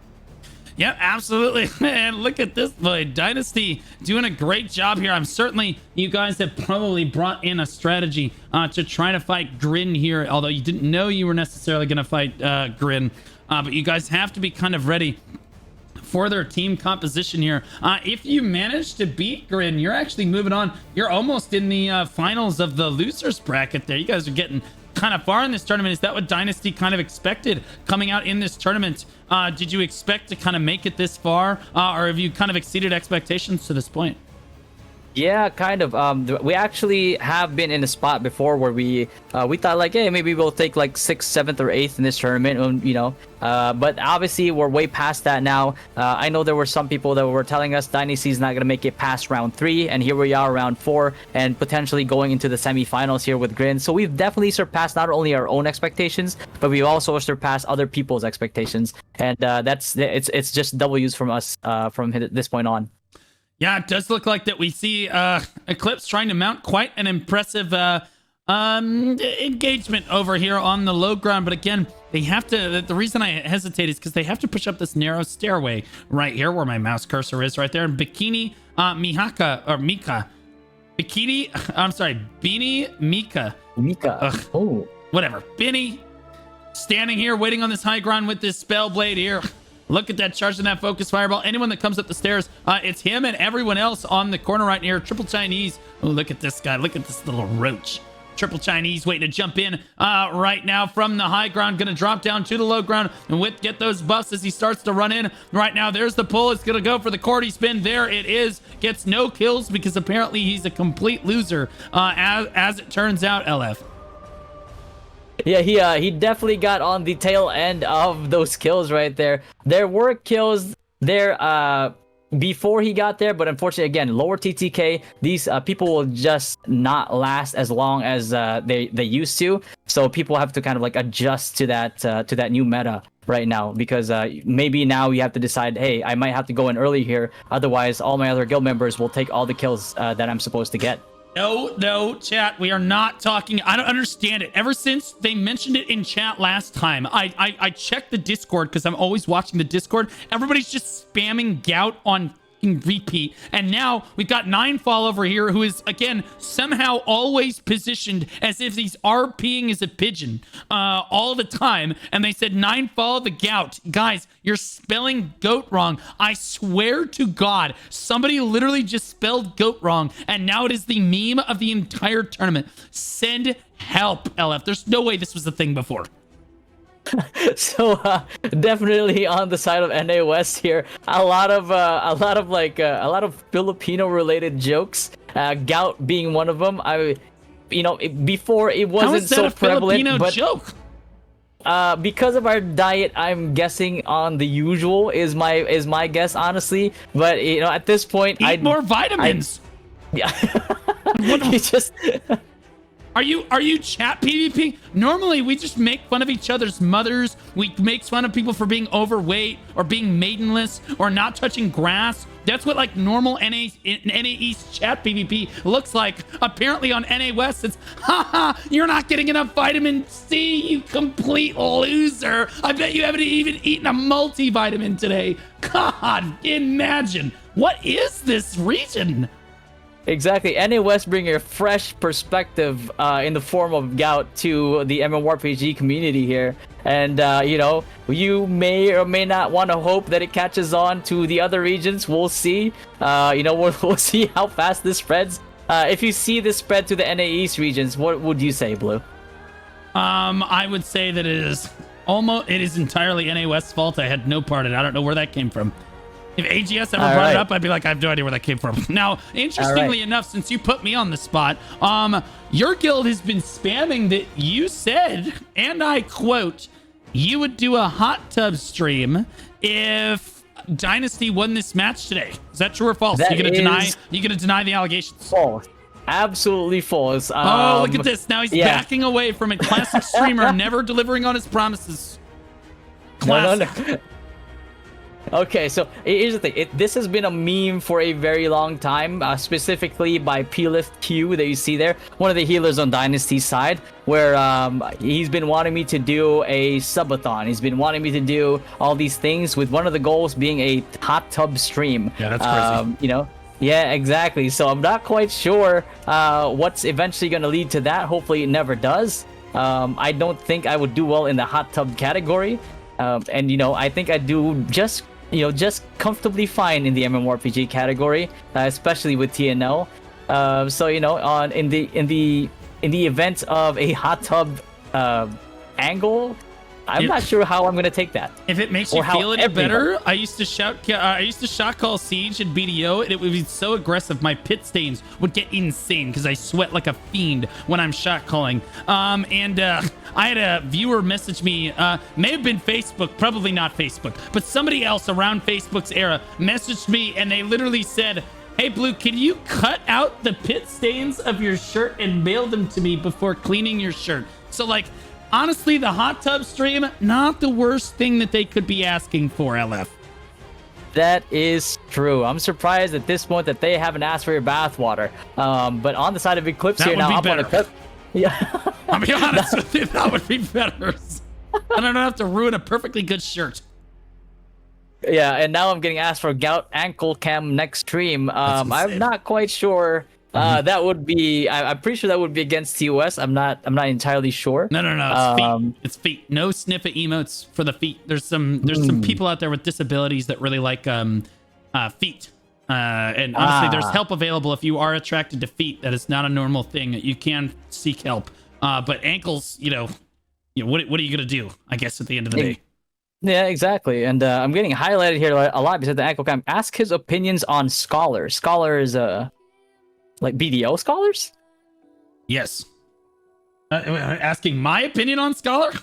Apparently, yeah. Oh, Scholar. Every Scholar I've ever met is an absolute Giga Chad alpha male.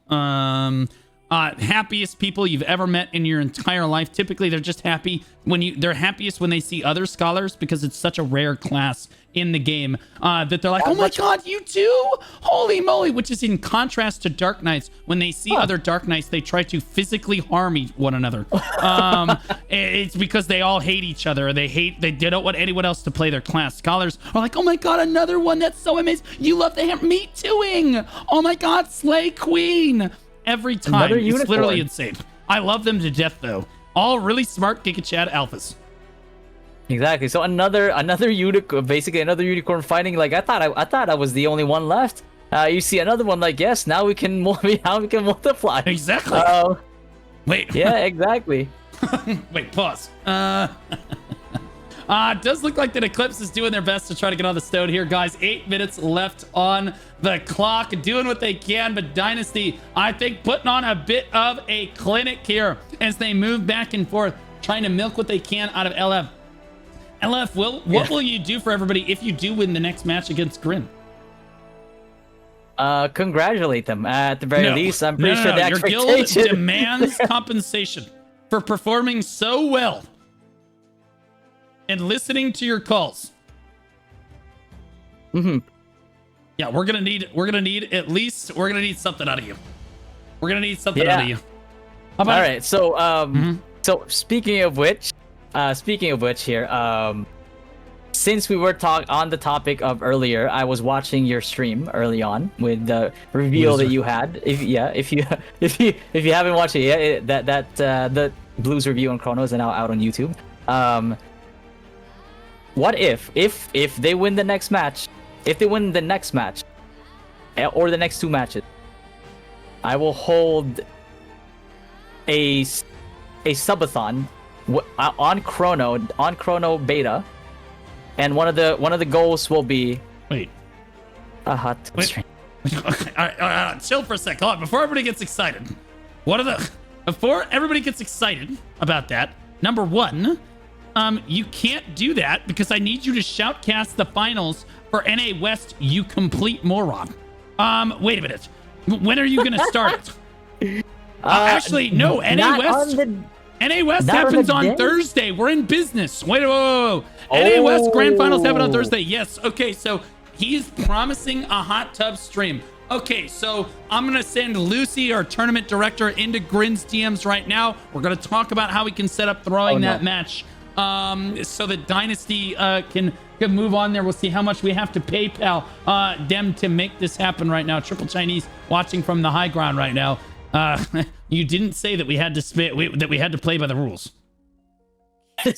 I mean, I believe. See, Grin is a very, very honorable guild. I don't think they will be swayed by, compensation in exchange of a loss. So, I can see them really not take that. Dear not take Grid, that off. I know at least 3 women that may or may not have EPs that I can have join your guild immediately. You have no idea how down bad these MMO players are. I am going to slide. I'm going to have them slide into these DMs. It's the freest hot tub stream of my life right now. They're going to fold like a lawn chair.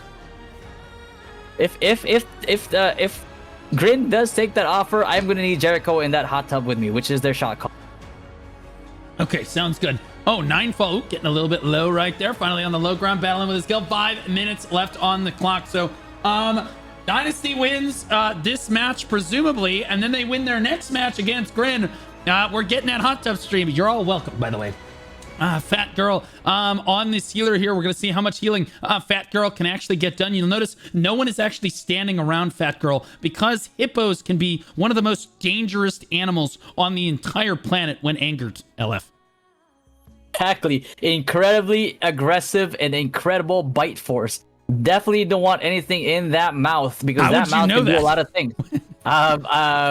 You know, National Geographic. Oh my God. I also like watching National Geographic in my free time. Yep, that makes sense. Exactly. Yeah, but Fat Girl doing their best. Honestly, again, we saw Fat Boy somewhere in the tournament as well, hoping that they meet somewhere like Starstruck Lovers on both teams somewhere in this tournament. Does look like that Eclipse is trying to make a mad dash for the stone right now as I try to keep up with them. You see Ent up on this high ground with the Spellblade. Right now doing what they can. Under 4 minutes left to go in this match here, and so this means that you're gonna have to leave me. We're gonna get the Blue Squadron casting with Bald Squadron again. With Bald. Bro, I had like this split like Dr. Jekyll and Mr. Hyde situation going on. It was demented. Playing good cop, bad cop with yourself is definitely worthy of RP greatness. So it's going to be Grin 2 versus Dynasty next. Yeah, absolutely. After the Bloodline versus Milk fight. Yep, absolutely. Okay, so by the way, you've been watching. I've been meaning to ask you this. You've been watching the tournament across most of the regions, at least 2 of the regions so far, as I see you in chat. Okay, so all of them. Where do you think that competitively where NA West actually sits as far as like the top 2 to 3 teams of NA West? Where do you think they sit competitively with EU and NA East? I think the top 2 and 3, in terms of like how fast everybody has adapted to the meta, you can see I've seen a lot of the thing about like EU is they're a little bit more harder to counter. I think NA East gameplay counters EU, and kind of like NA West counters NA East, and EU West is like 50-50 kind of like with NA East. Wait. And like kind of beats like NA West because NA West is built to counter Cordies. Bro. That is not really the meta in EU. In EU, you see their top fraggers are what? Spellblades and Shadow Dancer. So not the easiest to shut down just because those Shadow Dancers, they don't need as much setup as a Cordy does in order to get activated. So I think in terms of like how the top 1, top 2 guild in NA West performs versus the other regions, if you're talking about the top 1 and top 2 guilds specifically, I think they definitely have a shot 100% with what we've seen so far in all the tournaments. I asked for an order, like what they're in, and homie said rock, paper, scissors. Yeah, I mean, I'd say NA West probably on top. I mean, we are the only region that forced the devs to patch something about the war game. Oh, you would be surprised. We've seen them patch several things with regards to EU is dead.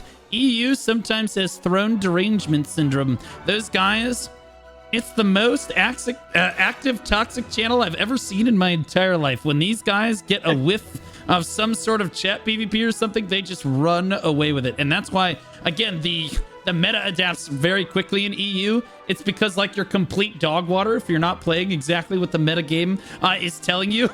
And like at all points in time, like if you're off by even 20 minutes, that's like, that was so 1 hour ago, you complete loser kind of situation. JP overall, I'm actually considering the next time, if we were to hold a tournament like this next time, I am considering trying to run an Asia server tournament as well, but I'm not sure how the translation is going to go for that. Exactly. Yeah, I mean, we've seen, I've watched like a few of the JP streamers.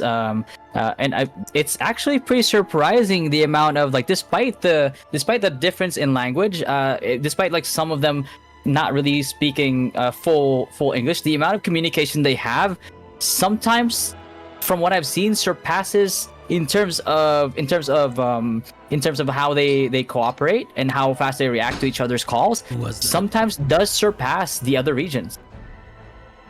Oh, that guy is so lucky he was standing on top of everyone right there, little roach.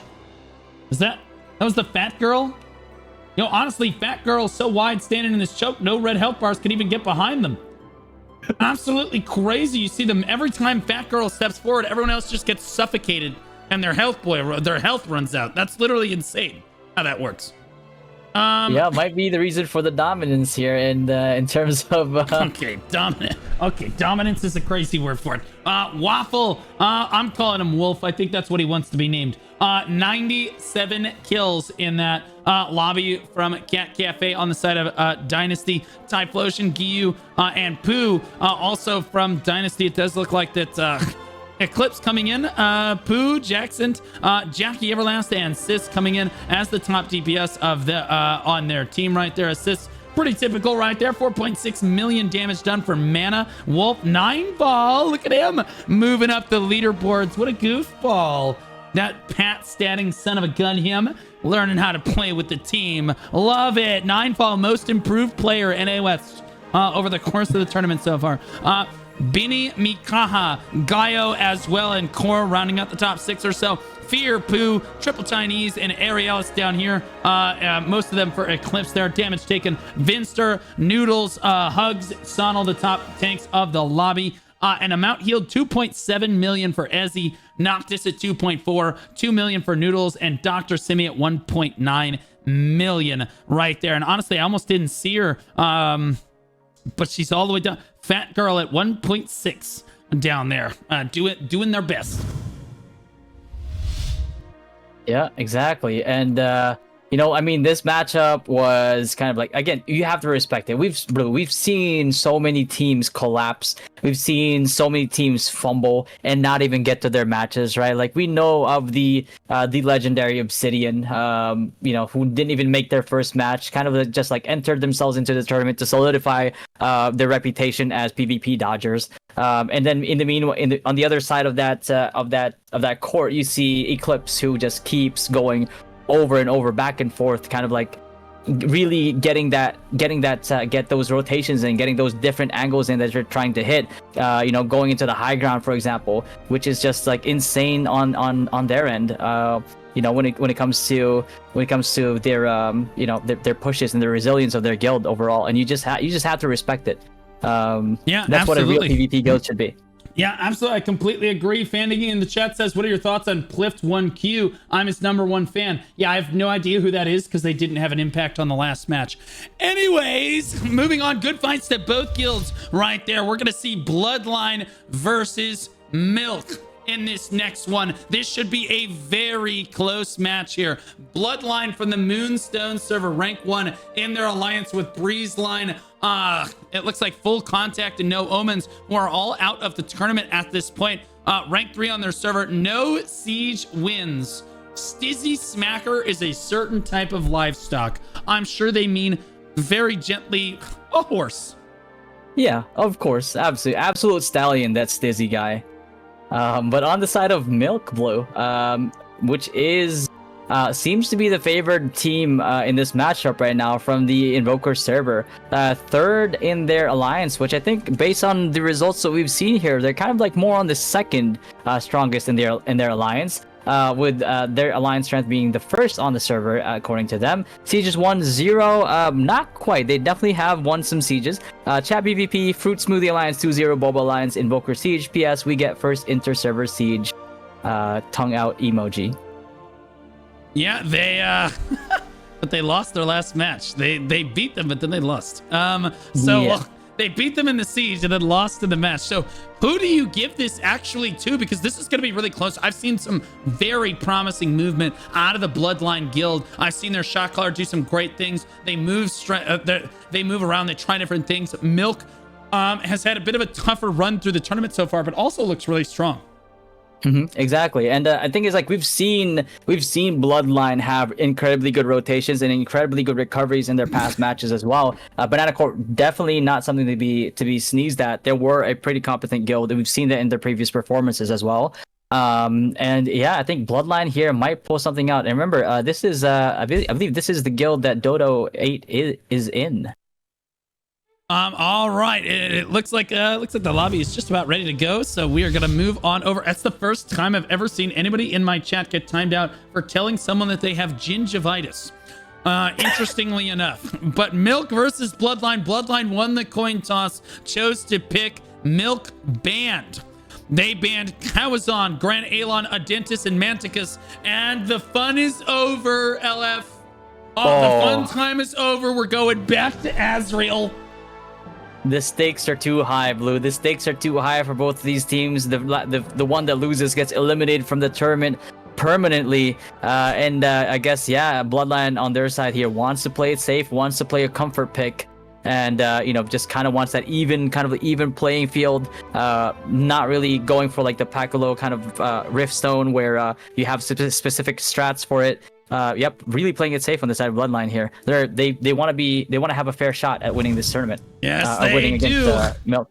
Well, both guilds don't want to get knocked out right here. Both are considered extremely strong guilds in NA West. It does look like that Milk in the yellow, that look like a little fermented. Look at a little yellow, like the milk in my fridge sometimes.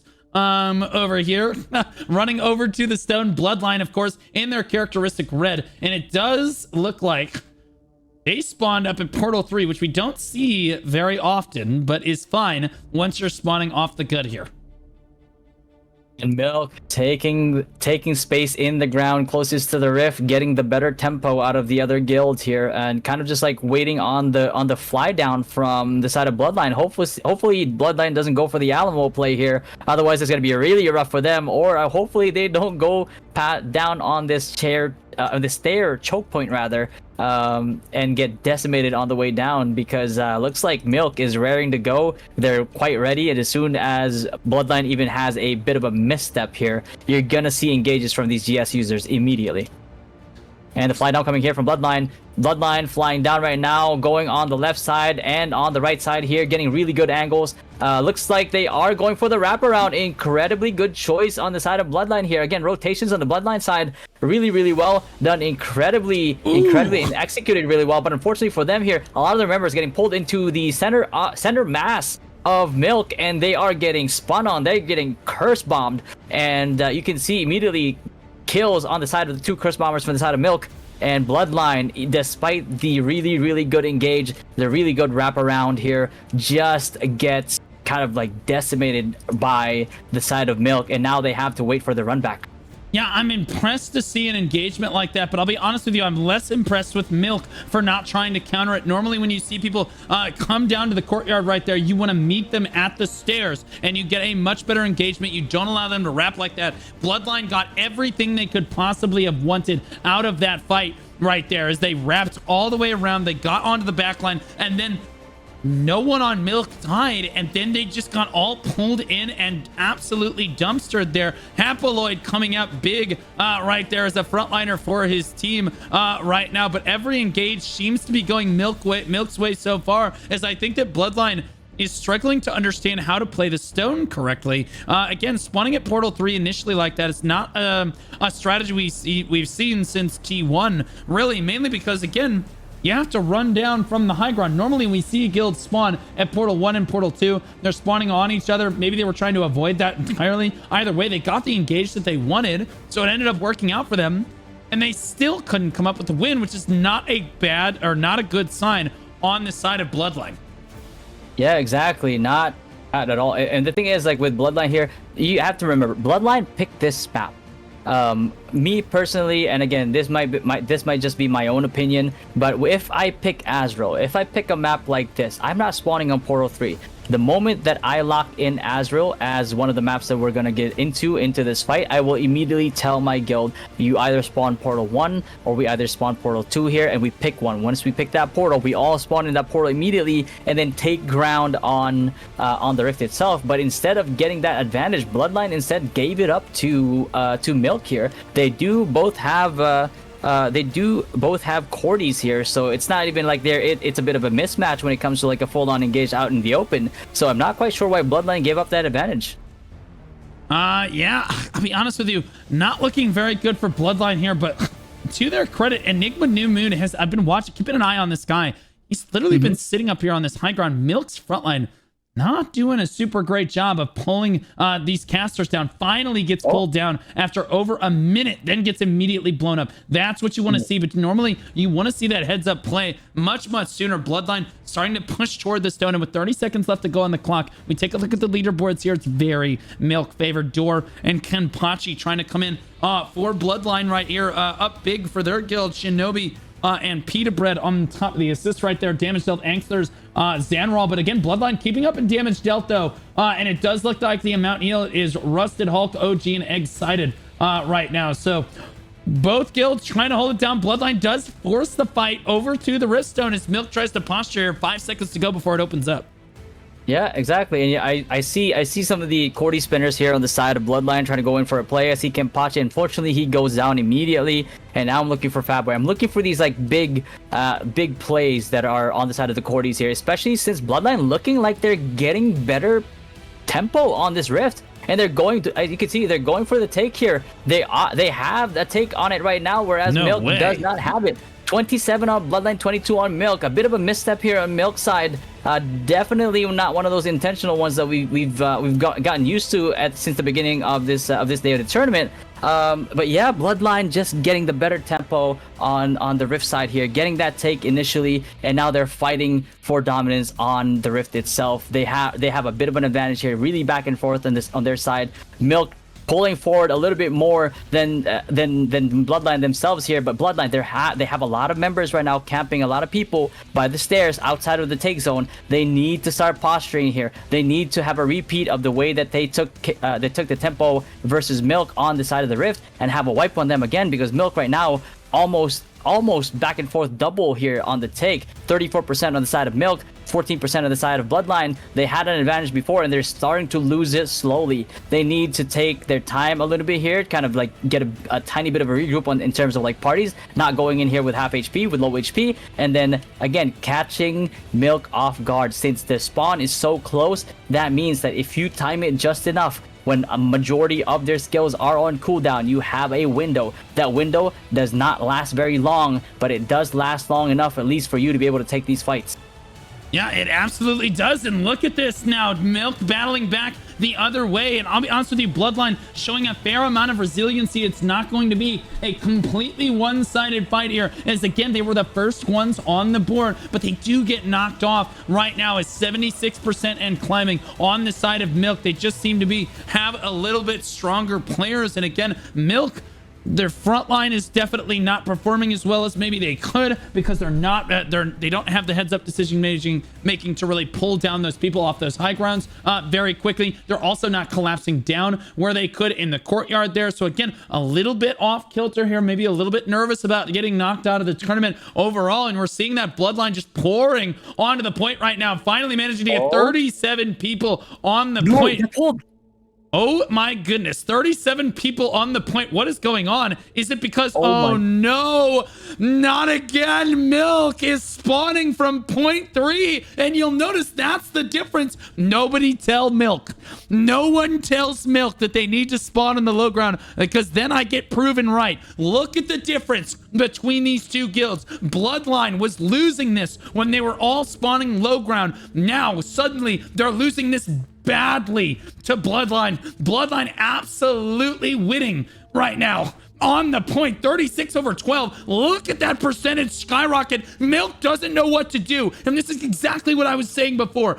This Milk just does not look like they understand the Rift as well. They're just counting on their players' individual skill. They don't understand the strategy that necessarily goes into it. And with 2 times as many people on the point, you see Bloodline taking advantage of this opportunity right now with, oh my goodness, they're going to pass them in percentage. Holy moly. We have a match on our hands, and that is exactly why you cannot be spawning at point 3 LF. Oh my goodness, and match indeed, Blue. This is going to be crazy. It was looking a little bit dire there for the side of Bloodline, and they managed to pick it up. Now we're at 61%, 62%. And this is after their initial take got canceled, Blue. So the fact that Bloodline is able to pull it up to this right here means that they have found something out, and they have found out that it works, and they're taking advantage of it. They're exploiting this weakness on the side of Milk, and Milk right now looking like they're in shambles a little bit here, as I see a lot of Milk trying to desperately get into the take zone, but they're going in there with half HP. I'm just looking at this Dane, Hapagloid, Orbital, a lot of these members that are coming in with half HP, and it's just not gonna be good for you. You're already outnumbered on the Rift. Sure, you bum rushing into that Rift right now might give you like a bit of a numbers advantage, might get you like a little bit even on numbers on the Rift, but if you die right away, then you just get the advantage back to Bloodline. At the very least, regroup with your parties first so that you can get healed up. You can go in as a unit, and then you can dump your cooldowns on the specific members of Bloodline that you know that you can take down, and then you can get those numbers without losing those numbers early on, and then you can display your dominance on the Rift. As soon as you start doing that, you will see what you're seeing right now, which is exactly what's happening, is that Milk starting to take the numbers on the Rift. But again, Bloodline knows the recipe now, so all they need to do is do another repeat of exactly what it is they just did, and exploit the fact that Milk is spawning. I do see some Milk spawning on the side of the here. I was about to say, do you want me to tell you why all of a sudden Bloodline has lost control of the match? It's because they're all spawning at this high. Look, guys, Bloodline is now spawning on the higher spawn right here, and you'll notice. Look at the difference on the stone out of nowhere. Because I don't understand it. Everybody thinks they know better than Blue Squadron until it slaps them in the face. I'm telling you, you can lose this match out of arrogance, but it will only prove me right. At the end of the day, finally we see Milk spawning on the low ground. Look at them immediately take the point from Bloodline, because Bloodline, I don't know why, just decided they were winning. All they had to do was keep spawning low ground and running to the fight. They would have had it, LF. Yeah, exactly. And it's just so obvious that you're doing something wrong once you see kind of like a reversal like that, right? Like you go from having double their numbers and all of a sudden they're having double yours, and it went from an even fight just to a straight take on the side of Milk. You are obviously at that point in time, you have to assess, even if you have to take a minute, 30 seconds to a minute within the match to kind of like gather, like, you know, kind of find your bearings a little bit, try to figure out like, hey, wait, we had that Rift. How did we just lose that? Can we assess that a little bit? Like, let's take 30 seconds. What happened there? Okay, that's we decided we were gonna spawn on Portal 3. That was a bad idea. It took us a way longer run back time on the Rift itself versus like Portal 1 or Portal 2. Okay, how about we just not do that again? Let's do a bit of a repeat on what we did before, get more tempo on the Rift, wipe them out, and how about this time around we just don't spawn Portal 1 or Portal 2, and we'll be just fine. We'll get here faster. We'll get here around the same time that they do. Not only that, but if we have runbacks coming in from those portals back to the Rift, then that means that there's more people running from that portal from your side, which can also help gank the side of Milk that's also running from that side. What a mess. And then it just gives you that huge advantage. And now it's so back and forth, but we have 13 minutes left in this match, and I'm seeing a back and forth in terms of takes here. And 25 and Milk 26 all of a sudden here on red side with Bloodline. Man, this is one hell of a really close fight. And it's just really up to these big swings. Once they get too careless for too long, one side takes advantage to the utmost. Yeah, it looks like Bloodline did manage to get on top there for a moment. They stopped spawning at Portal 3, and now again, you're spawning at Portal 3, running out into a static that is locking everyone down and trying to kill them on their way out here. Again, I don't even think you fight this. You just spawn low ground. This static actually might end up costing Milk the match if Bloodline finally decides to go spawn on the low ground where they should be spawning this entire match long. This would not look close if they at least would spawn on the low ground. It would at least be a fair fight right now, as it does look like that Milk figured it out pretty early. I went and checked both the spawns. Milk is spawning low ground down there, and they've got a static that is trying to interrupt the high ground spawn on behalf of Bloodline. That's only going to prompt more Bloodline to spawn on the low ground. That's not what you want. You want them to spawn up there because they're low IQ stupid right now. But we are starting to see Bloodline moving in on this low ground. Sadly, it is not everyone. I'll let you kind of take over the main. Yeah, just hold the main choke right there, as again we see Bloodline continue. Look at them all running down. Like this is how you lose matches, guys. Look at the numbers on the Riftstone. Look at the difference Plain and simple. Even Dorian flying down. He's got a lot of fans, but I am not one of them right now. As all of them flying down from the high ground, there's no way you can regroup as fast as your opponent guild, who is running back half the distance you are. In this case, even if it is close, it won't look close like we're seeing in this case. Like, you need to force your opponent to spawn on that high ground and then let them spawn up there. When your opponent is making a mistake, don't tell them. Don't let them know. Let them make the mistake. Let Bloodline spawn up there. Let them lose the match while you win, because they don't understand how the Rift Stone works, as it were. And I do think that, again, now we're seeing, again, a lot of Bloodline just standing up here, trying to fly down to the stone. Most of them are still spawning up here on this high ground. They are going to lose complete control of the cap as Milk takes control at 10.5 minutes now on the Rift once again. And again, they are just dominating right now, because we're seeing, again, they're all spawning on this high ground. What are we doing in Bloodline? The shot caller for Bloodline has not done his homework. The leadership does not know what they're doing right now, man. They had it, bro. Like, you would think, LF, that you start winning really hard out of nowhere and you're like, okay, we're winning, let's change things up. Like, no, you were winning. All you had to do was keep spawning. It's so tragic to watch. They finally all do push in together. And yes, this looks like a strong push, but they all pushed in together from the high ground. And now they're slowly going to get wiped. And over time, the tempo is just going to keep pushing back the other way, LF. Exactly. And now here they're starting to find their bearings again. They just need, because the tragic thing about Bloodline kind of splitting their spawns here from to Portal 3 is the fact that the runbacks that they have coming from Portal 1 and Portal 2, because there are still Bloodline members that are spawning on Portal 1 and Portal 2 specifically. The problem is that Milk is all spawning there, besides maybe their flex team, their kill squad that's supposed to be up there in Portal 3. And the Bloodline members that are spawning up Portal 2 are getting ganked on the way back. They are dying on the way back, or if they are getting to the point, they're going in there with like 20%, 30% HP, and it's just a really precarious situation for them, because the moment that they do, if I were on the side of Milk, I see somebody with 30% HP on, for me, that's a free kill immediately. I'm going for that guy. He's just going to go back to a respawn. He's just going to run back again. And then again, Bloodline is not going to get the advantage that they're getting if they keep losing these numbers. Like, if you look at the numbers on the side of Bloodline and Milk right now, it's so close. It really is just back and forth, to a point where like one good Cordy spin could essentially turn it for the worse for either guild. But these little ones and twos that we're seeing, these are all the people that are getting ganked, that are not able to get back on the Rift on the side of Milk, now that Bloodline has decided that, like, hey, maybe we should be spawning at Portal 2. Maybe we should be holding this here. Maybe the only people that should be spawning at Portal 3 on our end is our kill squad, so that at the very least, like, our members on Portal 2 and 1 are not getting ganked by their kill squad, because we're keeping them busy.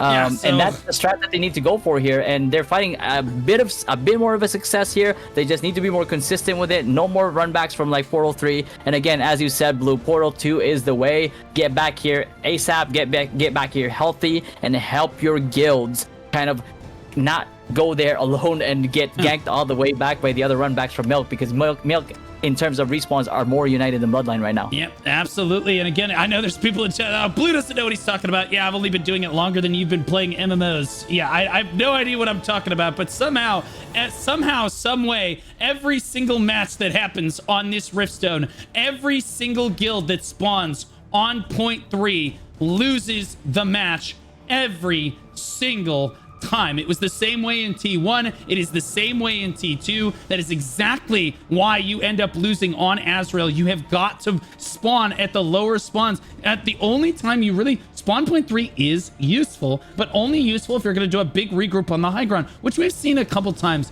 from Bloodline. And you see these big surges onto the point every once in a while here. They are surging onto the point is because they're all grouping up and then trying to dive in together. But eventually you're starting to see, again, Milk just overwhelms them over time because they're running back twice as fast as their opponent is. You just can't out-tempo an opponent like that, especially when the match is close like this. In this regard, again, they're really struggling to get out of the 20 percentage marks, as again, you see it swing back in Milk's favor. Again, it looks strong for a moment for Bloodline, but you'll notice again, the regroups just aren't there on the side of Bloodline. Sadly, you just hate to see it because Bloodline is such a strong guild. These guys are great players, but sadly, again, I just think that lack of knowledge on the map or arrogance, one of the two, plays a role in a lot of these matches here that we're seeing, and Milk is just going to keep keeping their percentage right around this area. You see Milk getting back on top again. You just can't consistently snowball the percentage like we saw before when Bloodline was spawning on that low ground. We saw them, their percentage got over 60%. They passed Milk in percentage overall, and then they just kind of gave up on it. I think probably because they're being spawn camped on the low ground. But again, you can just designate statics to occupy. If they've got a static spawn camming you, designate a static to handle the spawn campers, LF.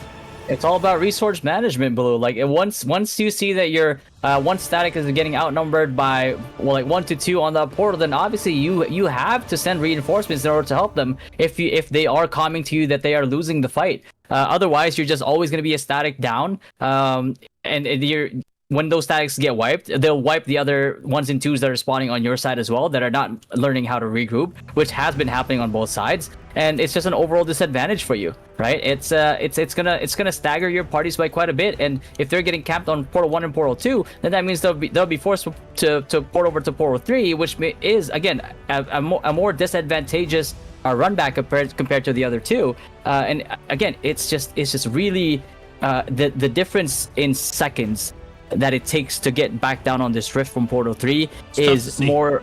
It's just such an egregious mistake, because it's the same as somebody putting down a res stone essentially in an actual rift or boon fight that is closer to the rift or to the rift take zone than you. It's always just going to be a disadvantage. That's just, I mean, mathematically in terms of travel time, it just doesn't work compared to the closer spawn.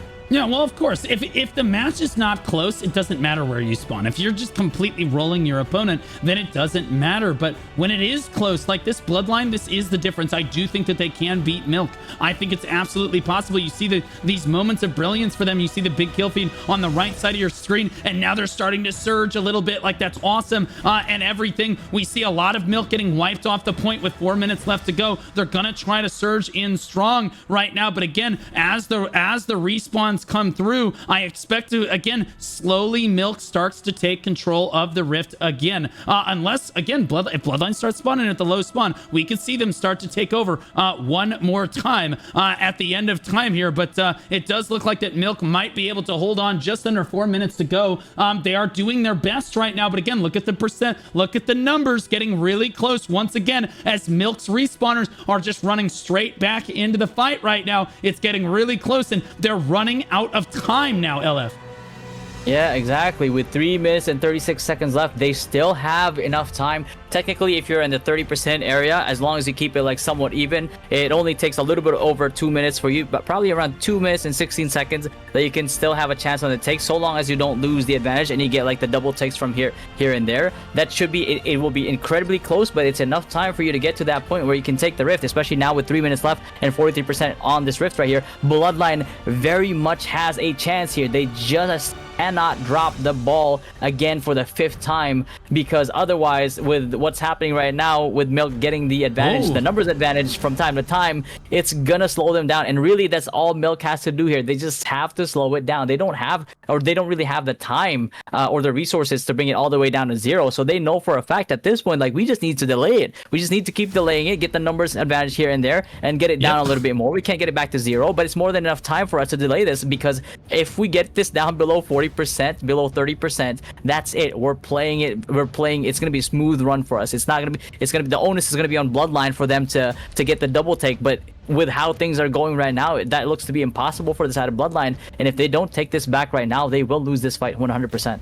Yeah, it looks like Bloodline did blow their Guardians on that push. It looked really strong for a moment as they surged, and I went and checked, are they spawning at the lower spawn down there? Sadly, no, they're not, and they just slowly get overwhelmed by Milk, because again, Milk can just run back to the fight twice as quickly. Every person they kill is so much more impactful on this one, and all Milk has to do is slowly keep people on the point. They just need a slow tempo advantage, and that's exactly what they're doing. Under 2 minutes left to go in this fight right now. We see Milk again, just they have their back down, Bloodline back down at 32%. Time is just sadly running out for them, because again, that was a beautiful surge onto the point. Imagine had they been spawning in the right location. I actually think that they managed to win this match on that push right there. But you look at the leaderboards right now, it's very Milk dominated on this side. Look at those Cordies up on top right now on the side of Milk, doing a great job standing tall on the point. They just have a stronger strategy. They're playing together as a guild in a stronger fashion here. And again, they just understand the map better, and map choice is important. Understanding the map more is extremely important here. And Bloodline chose this map, interestingly enough. So again, look at that percentage continually fall here now that Guardians have kind of been wasted on the side of Bloodline. They had a great surge right there, but sadly, they are out of time here, LF.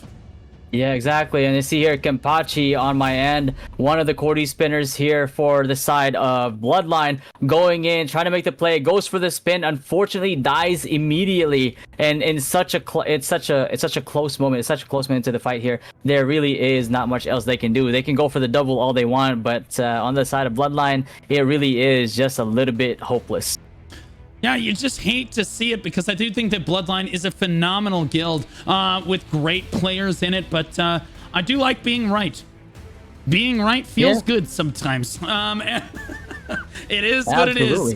As they start spamming Gout in the chat, Milk knows they will be moving on. But sadly for Milk, honestly, Pineapple had a phenomenal run for the... Bloodline rather had a phenomenal run through this tournament. It is going to stop here though, as they get stomped down at 14%. They tried to rally one more time, but it is going to be Milk on top of this one. Milk will move on to fight Pineapple later tonight. 90 kills on Zanral right there. Anchors, Laniel, Doyer, Kenpachi, Wolf, and Fatboy all at the top of the leaderboards. And this should show you how much Bloodline was actually doing so much work, getting so many kills in this lobby. And they killed, effectively almost killed more people than their opponent did. Like, look, they have more people on the leaderboards overall.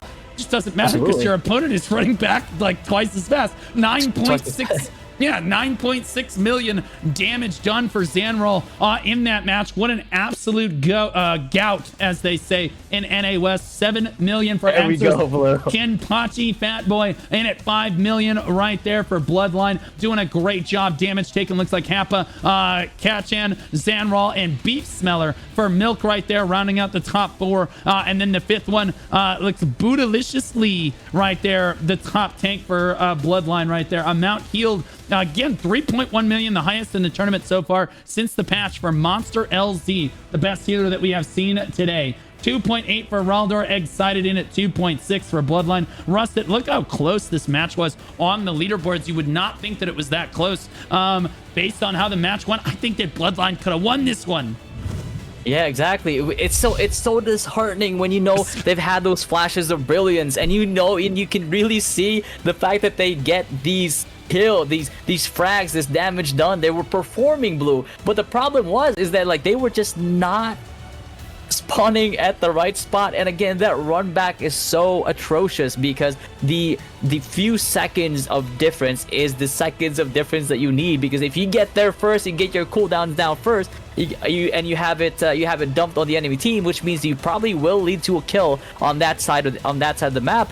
And when that happens, Blue, it's just unfortunate for the side of Bloodline, because if they had gotten there sooner, or at least at the same time, they could have 100% just gotten those cooldowns off, gotten those kills off, got the advantage. Because again, one person dead is one person's cooldowns out of the fight completely, and if they keep it up like that, they would have gotten this fight. I was very confident, and I was very kind of like optimistic about their chances of winning here, even though Milk was the one that was slated to really win this match, or was probably the favorite to win this match.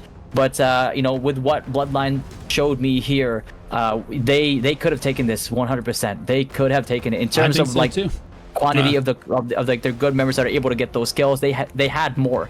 They definitely had more than Milk. Yep, I hate to see it too, but I also hate that I was right. Man, I do like being right, but not in that position, because dang, that was such a close match. And I do think that it could have gone Bloodline's favor, but you know what?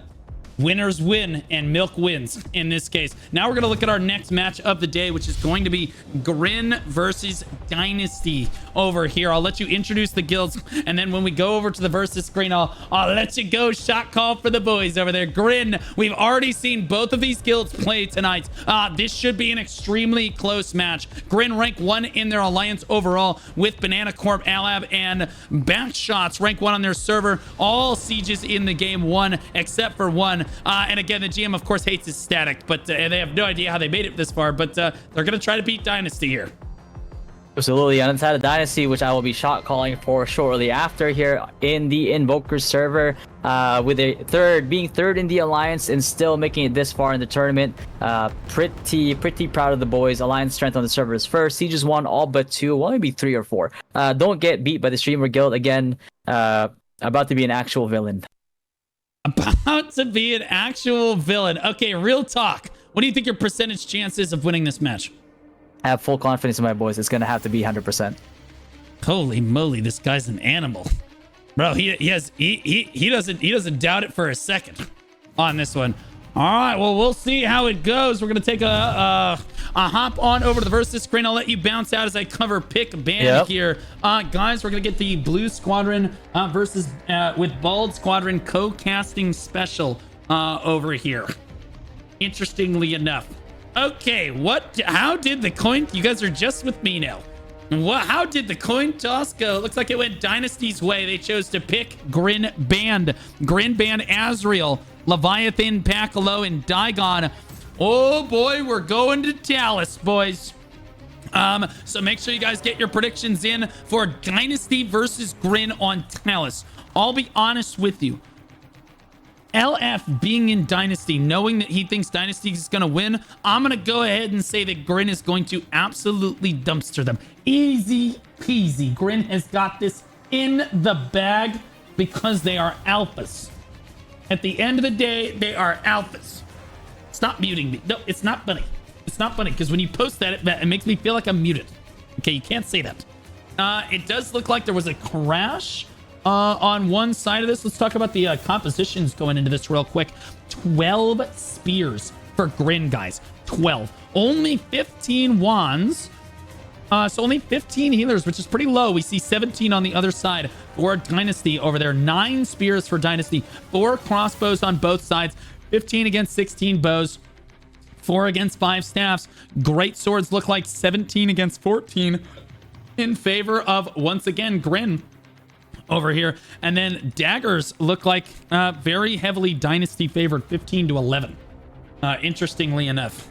It does look like that. Yeah, we're waiting on one right here. I'll be honest with you. This looks like kind of a low. 15 is kind of a low amount of healers to be bringing into a fight. So Grin is basically, especially for a Riftstone like Talus, Talus has wide open spaces with 2 equidistant spawn points on either side for the most part.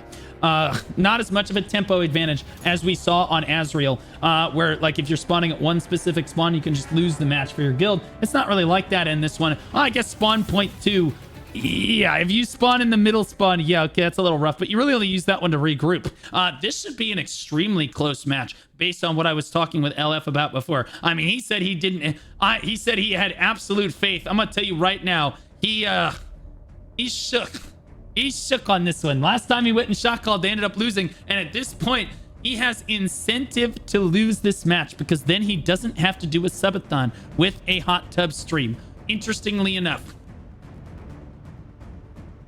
All right, looks like both guilds are ready to go on Talus, so we are about to get into this one. There's the spawn in right there, and it is just me all by myself for 25 minutes. What are you guys gonna do with yourselves for 25 minutes? What are we gonna do? It does look like the Dynasty is spawning in the yellow over here. Grin on the right. Both of guilds are going to meet in the center with an epic clash here, right on the stone. LF, again, he is not in the match. He's shot calling this from Discord with Discord streams as he puts them up. Oh my goodness, that's not good for Grin. They're all stacked up as it looks like Dynasty gets the better of them initially on the engaged core with a big kill feed right at the start of the fight, but Sean battles back right there as Grin takes a chunk out of Dynasty right there. Super back and forth kill feed, but it does look like the Dynasty coming out on top ever so slightly. I do think that they were ready set just a few seconds before Grin got caught really clumped up in that fight. Facebook from BDO picking up a kill right there in the middle of the match. Bald, how do you think this match is going so far? Well, Blue, happy to be here. I wish I was your choice for caster more often, but I actually think that Dynasty has the upper hand here as they have Grin kind of pushed into this choke point right now as Ninefall picks up kills. They have a much bigger concave on the left side of the fight here, Blue, and I think that that favors them greatly. I'll be honest with you, I think that's a pretty good assessment there, Bald. I think that right now, Dynasty has them right where they want them. But I'll be honest, Grin, I think, could turn this around if they just have a few people spawn at the other spawn. It's exactly what they're doing. Look at them coming up. Maybe it's Maybelline or maybe it's Melee coming in their static, coming up behind the fight right now, doing a reach around, if you will, on the rest of the Dynasty squad here, Bald.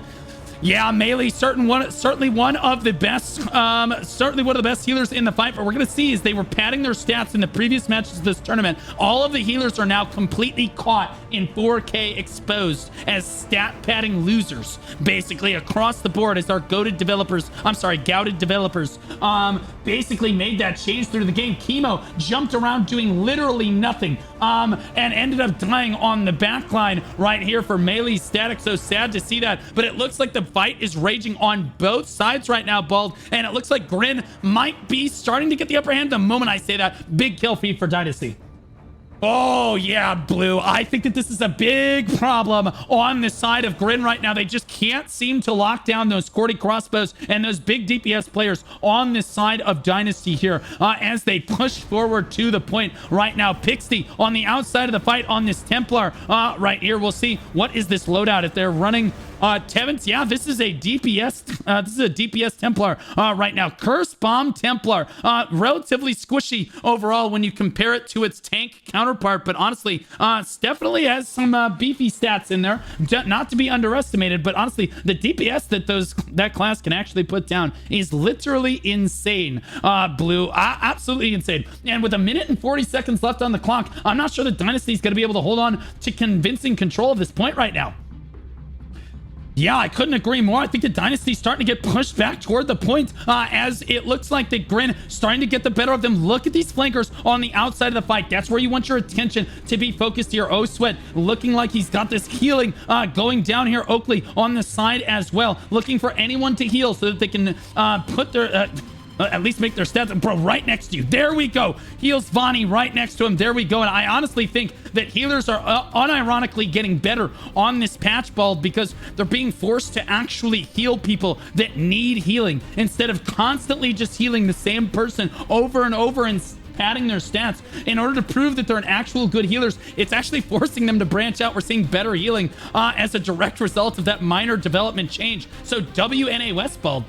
Yeah, I mean, honestly, clearly the best region. Well, maybe we saw that, but we also saw a canyon level drop off for some of the healers on NA West here as P-Boy earlier today went from 120 million all the way down to 1.7 million. Blue. Unbelievable fall off like Ninja in Fortnite. Unbelievable drop off on that one. We see Ninefall on the backside of the fight, the most improved player in NA West.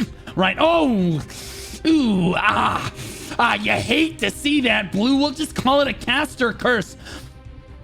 No, that's pretty typical for Ninefall overall. He's basically a bot walking around trying to contribute to the fight. Honestly, Face Moochie on the outside of the fight right now, throwing down as many heals as they possibly can, doing a great job of basically rotating through the fight. I don't know how people do this, I'll be honest with you, Bald. Jumping through the middle of everyone. How are they not being focused down? Finally gets locked down right there by Kiaru, but doesn't actually pick up the kill. It looks like the cap has opened up up now, and it does look like the Dynasty has initiated that first cap, but look how many people both guilds have on the point. It does look like Grin is going to step forward. They're going to try to take the cap for themselves right now. Let's take a quick look at the leaderboards. Let's cheat this out here, both Waffle, Pastor, Core at the very top of the leaderboards, but very back and forth between Grin and Dynasty. Keep in mind, Cat Cafe is Dynasty in this matchup. Damage dealt, Grin, Cat Cafe, Grin, Cat Cafe, Dynasty, Grin over here. Damage taken, very back and forth as well. The top hero of the lobby is Ash, followed by Sue, followed by Betsy Ross. Holy moly, Betsy Ross up in here. That's crazy, bro. That's insane right there. It does look like that again. Bald Bloodline, Grin rather, struggling to interact with the point right now. Yeah, Blue, I'll be honest with you, this is not a good sign for them as we continuously see Dynasty starting to creep up in the percentage right now. We are seeing these moments of brilliance coming out for the Grin squad, though, as they are managing to pile enough people onto the point right now. You see Flo right here doing what they can on that Seeker, and ZZR on the outside of the fight as well. There's Rich Daddy in the middle of everyone. Great sword dagger user. Let's see if he can lock down a priority target. No, gets pulled right off the edge, and Zuna said, get out of here. Get out of here. Nobody needs a sugar daddy is what he said. Rich Daddy steps back up. We'll see if he can lock down a priority target. Dashes back and forth looking for anyone. It looks like he's going to sweep the leg. 9 fall. Here we go. 9 falls time to shine. Dynasty climbing over 73% on the clock. He is stunned right now. Literally unable to quite do anything, and now is being locked down, but that's okay because Beanie next to him is taking a lot more damage than he is. 9 fall now backing up. Finally starting to get some damage down on that side, but it looks like the kill feed looking very Grin favored very recently there. We'll see if Dynasty can hold on to this cap. 88% and climbing. 9 fall again, contributing 3 spells to the fight. Going into stealth, he's very low on health. Please, somebody get a heal down for this absolute goat. There we go. Jumps in the middle of everyone once again, and you got to give him credit. He is contributing to the point. Well, he was contributing, past tense, to the point right before he got one shot there at the end. But you know what? I'm not going to give him too much crap there, Blue, mainly because, again, he at least was trying. And it does look, oh yeah, Bold, I completely agree. It does look like that we're going to get a full cap off here for Dynasty, and I think Rin may have allowed that as they didn't even really try to interact with the point very much there towards the end of that cap. So I think they're going to go for a reverse cap strategy here, as it looks like our Cordy crossbows are not Sean and Sep on the side of Grin, Triple Chinese and Core on the side of Dynasty. We keep seeing them basically spinning all over one another. There's Triple Chinese in the middle of everyone. There's the corny spin going down right there, catching absolutely no one. Why is it this guy is at the top of the leaderboards, but every time I click on him, he does absolutely nothing? Unbelievable, Bold. Caster Curse. Yeah, Caster Curse indeed over here. Ooh, please time, narrowly missing that pull-in right there as we see Betsy Ross, everybody's favorite healer, on the backside of the fight. One of the top healers of the lobby overall on the side of Grin here right now. And it does look like that... Ooh, gets pulled in. Gonna do fine. Gets pulled in again. Still doing okay. Trying to run for their lives. Backing up right now. But on the side of Dynasty, it just looks like Dynasty has such a commanding position over the Rift at all points in time. And I have to say that they might be able to execute this without a shot caller, Blue. But whoa, now let's not get ahead of ourselves. Like these are sheep right now. They would be wandering into the distance if they didn't have a shot caller. Here, okay, they'd have spawned in onto Leviathan. Okay, they don't even know what the hell is going on. They wouldn't even have known when to join the lobby. But fortunately, with LF's leadership, they're able to stay on top of this one. And I'll be honest with you, I still have not seen Grin interact with the point. I'm not sure what it is. Maybe it's because Fat Girl is standing tall on the point right now, and the sheer morbid obesity of that American woman is just keeping everyone on the enemy team from getting anywhere near the point. Honestly, there's reports that they work at Walmart, or maybe they shop at Walmart here. They drive around on one of those little scooters, and again, people just have to go around them. They have to go, like you're walking down the aisle, you have to go to the next aisle over in order to get around this person in the hallway. Finally, Fat Girl gets pulled off the point, and that's going to allow Grin to try to push in now. You see a lot of red health bars pushing in onto the point here, Bald. Melee, and maybe it's Melee over here, and there's Static once again doing a great job trying to flank the fight, but sadly just not coming up with enough kills, Blue or Bold. sorry. Who am I kidding? Blue is just talking. What an idiot. Yeah, Blue, don't worry about it, man. Happens to the best of us. Melee backing up says no heals are required at this moment right now. And it does look like the Dynasty is pushing in right now. Oh my goodness, big spin. Corny spin in the middle of everyone. I'm not sure exactly who that was right there. Waffle mopping up just a few more names, but honestly, a red kill feed right now. Grin has still not interacted with the point right now. Dynasty capped the point, and Grin has still not even attempted to interact with this point a single time. Ash, the top healer of the lobby when last we checked, standing directly on the middle of the stone right there. I could not quite click on them because I have old man hands. I'm 33 now, Bald. I'm just getting too old. That's nonsense, Blue. You're still young in my heart. Honestly, your 30s are better than your 20s. Keep your chins up, man. You're doing a great job.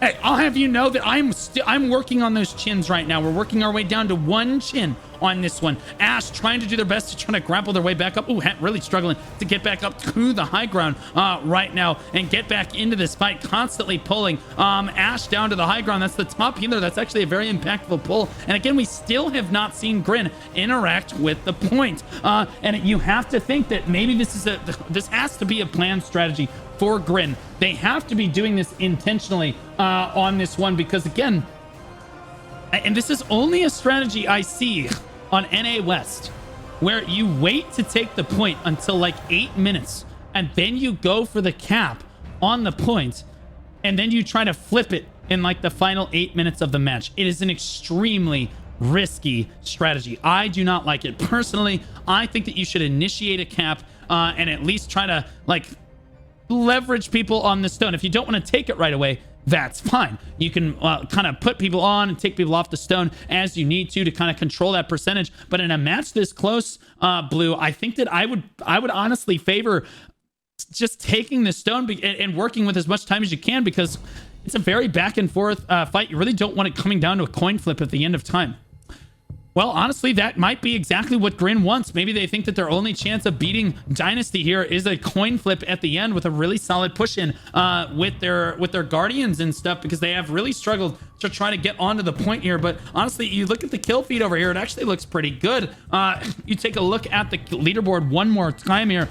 Core, Waffle, Pastor, Facebook from BDO, Grimjow right now starting to dominate in this matchup right here, but still very, very back and forth for both guilds right now. NZZR, the top of the leaderboards for Grin right now, despite the fact that they don't own the stone, and AP here too. I think that they have it in them to flip this at the last minute. It's a bold strategy, Bald, but it might work out for them. It could work here.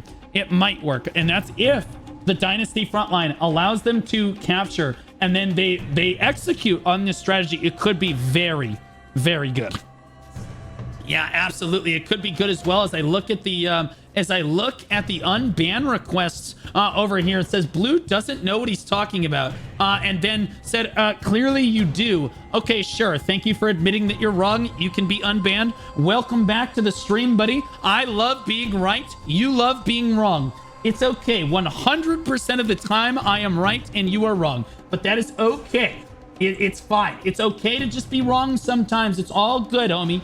It's all good. As we see Dynasty desperately trying, they're actually clumping really hard on the stone right now on the side of Dynasty. And I'll be honest with you, that might get them killed. Finally, we see some interaction going down. Oh my goodness, pushes him off the point. Now we're starting at the 11-minute mark. We're finally starting to see Grin interact with the point a couple times. And again, oh boy, this is so risky because now they're getting pushed off. They are not getting to interact the way that they want to. Silence Row is going to go for it. 50, 60, 70. Can he get it off? No, he gets pushed off again by Detroit. Right there. And oh man, and again, every single time they get pushed off, they lose 10 or 15 seconds. They lose 20 or 30 seconds sometimes before they end up going for another point cap here. And then Silence Rose gets interrupted right away once again. Chemo getting pulled in as well, and Dynasty doing a good job of point control. I think that Grin may have made a mistake here, Bald. Yep, that's what I was trying to say, Blue. You know that I'm right most of the time. That is true. You are right most of the time, Bald. Yeah, absolutely. I think that, again, it's just a little bit too risky, especially in a match this close, to try to go for the cap this late in the game, but they could get it off. It's up to Dynasty to try to prevent it, and they do right now. They do try to prevent it. Again, it's on Dynasty. Every minute that they can buy themselves is such an important thing right now, Blue, that they need to get this cap off. It's so important, and they just keep getting interrupted. LF knows. He shoutcasted the previous match with me on this Riftstone where we saw a guild do the same thing, but it was a very one-sided match. It was going to work no matter what they did. This is a much closer match, and this is now you're seeing it's been 2 minutes now. They have not been able to cap the point right now, and Grin's strategy might start to backfire if they can't get this cap in the next 2 minutes right here and start building percentage on this point. This is going to be a serious problem. Silence gets pushed off. Dirkson is going to step forward. Can he get interrupted? Gotcha pushes him off now as well. And now Grin once again really struggling to get the cap initiate despite winning in the kill feed, and they're doing really well on the leaderboards as well. They came in with a clear strategy. Let them have it early on. No problem. We will just reverse cap it later. Now we're under the 9-minute mark. Silence gets flipped off one more time. All right, here. Yeah, somebody needs to whisper them. I completely agree, February. I don't know what I'm talking about, but sometimes I swear to God I do. When it comes to large-scale PvP, I promise. When it comes to builds, no, you're right. You guys got it. I get it. I can't tell people exactly what skills to use in what order, but I do know strategy in PvP, especially large-scale PvP. That much. Other than that, though, I might be lacking thumbs in my arms because I'm actually just that bad at video games sometimes. It is what it is. That's what they say. Those that can't play coach, and those that can't coach sit 30 rows back shouting obscenities from the caster desk like they know shit. And that's exactly what I'm doing right now. Okay, that's... You got to do it. Triple Chinese on the point right now. We're ticking under the 8-minute mark now, and this is backfiring hard on Grin, as they thought that they would be able to get this cap off. Bonnie gets interrupted again. They're all desperate now as Grin, you start to see Grin collapse down onto the point, but they cannot. Oh, is this it? 80, 90, no! Gets interrupted again, Bald. No way! Right now. No way they get stopped for 10.5 minutes. This is exactly what I said might happen. Look at them just push off every single time they try to initiate a cap. This is why you don't see this strategy in EU. This is why you don't see this strategy in NA East. You don't see people wait this long in a very close match like this to take the cap. You at least need to initiate it, and then you can kind of float the percentage as you need to. But now you're seeing we're going to tick under 7 minutes now. It's 4 minutes off the clock. Silent Rose is going to step up again, immediately gets interrupted one more time. Gah. I just never get tired of being right, Bold. Honestly, Blue, I don't know. Are you tired of winning yet? No, I'm not. At the end of the day, under 7 minutes left on the clock now as we tick down to the 6.5 minute mark. Let's take a look at the leaderboards one more time here, as again it's starting to get dire on the side of Grin. 53 kills. Look at this. Grin. They own the leaderboard for the most part here. Damage dealt. Grin. It's very back and forth, but Grin can't even initiate a cap right now on their side of things. Do they get it? No. Oh, 50% gets interrupted one more time. LF, you know he is screaming about it in Discord. Do not let them cap. Barney steps forward. Do they get the interrupt? They do get the interrupt again. Grin getting desperate now. As we're getting down to the 6 minute mark, Grin needs to flip this switch. They just need to initiate a cap on the point. That is all they need to do. And right now, it helps on the side of Dynasty that they have a fat girl on their team. And again, who is it? Fat. Where is she at right now? I just saw her. The fat girl healer was running around on the point, just sitting on that point consistently for their team. Absolutely gouted for NA West right now. Doing a great job on positioning as a healer right there. Consistently interrupting them again. We're at 5.5 minutes. 5.5 minutes. Fogo right now pushes him off one more time. Again, the cap just cannot happen. I think that Grin has overthought this situation. The leaderboards are back and forth. The match is very 50-50. But again, the match is going, looks like it's going to go Dynasty's way. Now, oh my goodness. Oh gosh, bro. Every cap is like a heart attack. Scissor's going to step forward. Can he get it? No. gets interrupted again. Oh my gosh. As all of Dynasty is just diving onto the point at this point to try to prevent that cap from going off right now. Gaia working the outside of the fight out there. Silencer's going to go for another cap now. 20, 30, 40, 50, 60. Is this the one? 70, 80. No, he gets pulled off again. No way. Under 5 minutes on the clock. This is the problem with this strategy. I know. Blue doesn't know what he's talking about, except that when the match is close and you can't get a cap off, like I said, suddenly there becomes a serious problem. God, I love being right sometimes, Bald. Yeah, Blue, you talked for a long time there. I thought that you forgot that I was here. Well, I did for a moment, Bald. I'm really sorry about that. I felt like I was shoutcasting the match on my own. Don't worry, Blue. I'm here for you at all points in time, and so is the council in your head. Ash over here doing a solid job trying to heal on the center of the stone right now, but we're ticking down to 4 minutes on the clock, and oh my goodness, is this the moment? 80% gets interrupted again. Dynasty's frontline is putting on a clinic. They can still turn this. They just need a cap. Oh my god, bro, what are we watching? Oh, Dynasty's frontline is doing such a good job. This has to be so frustrating for Grin right now. No one believes Blue Squadron when he says you can prevent them from taking the cap for 10.5 minutes until you actually see it happen live. And then you think to yourself, damn, maybe Blue does know what he's talking about. Maybe we shouldn't wait until the 10-minute mark to try to cap a stone where the match is really close. In a one-sided match, maybe that will work, but maybe not Blue in this match. Oh, Bald, are you tired of winning yet? Yeah, I'm a little tired of winning, but you know what? Not really. I'm still just gonna take this win. 3 minutes on the clock. Time has run out. Grin cannot win at this point. It's game over. Dynasty is effectively won. Grin will not be able to build enough percentage on the clock, even if this cap does go off, and it doesn't. Gets interrupted again on this one. Again, look at the stack of Dynasty members on the point, just desperately interacting. Oh my god, they get the cap. Just under 3 minutes on the clock, and they are off to the races. Under 3 minutes to go. There is no way they swing this in under 3 minutes. Like this. I refuse to... What is happening right now? There is no way. Blue, are you sure you're right about this? Shut up, Bald. No one asked you. What is happening right now on the side of Grin? Are we kidding? Dynasty, do you want a hot tub stream from LF or not?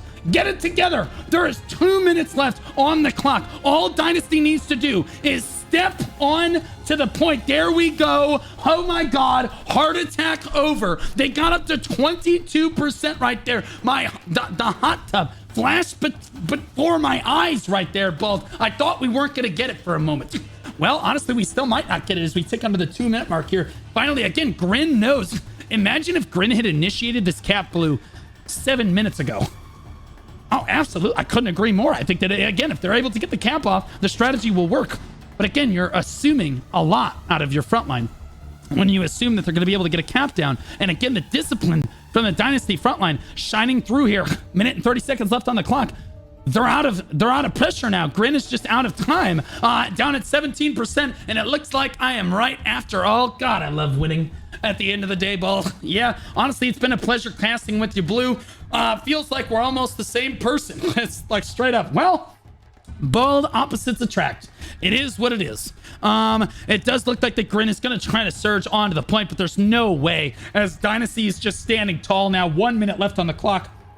Only 11% on the contribution. Guys, you have to think, if Grin had initiated this stone a lot sooner, they would have had a few more minutes to take over this stone. And I actually think that they would have been able to win this match.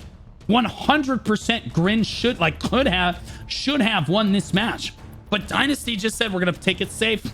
We're going to take the stone initially. And Grin said, no, we're going to outsmart him. We're going to think him. We're going to outthink him over here. Don't forget to shout out Ned Slanders.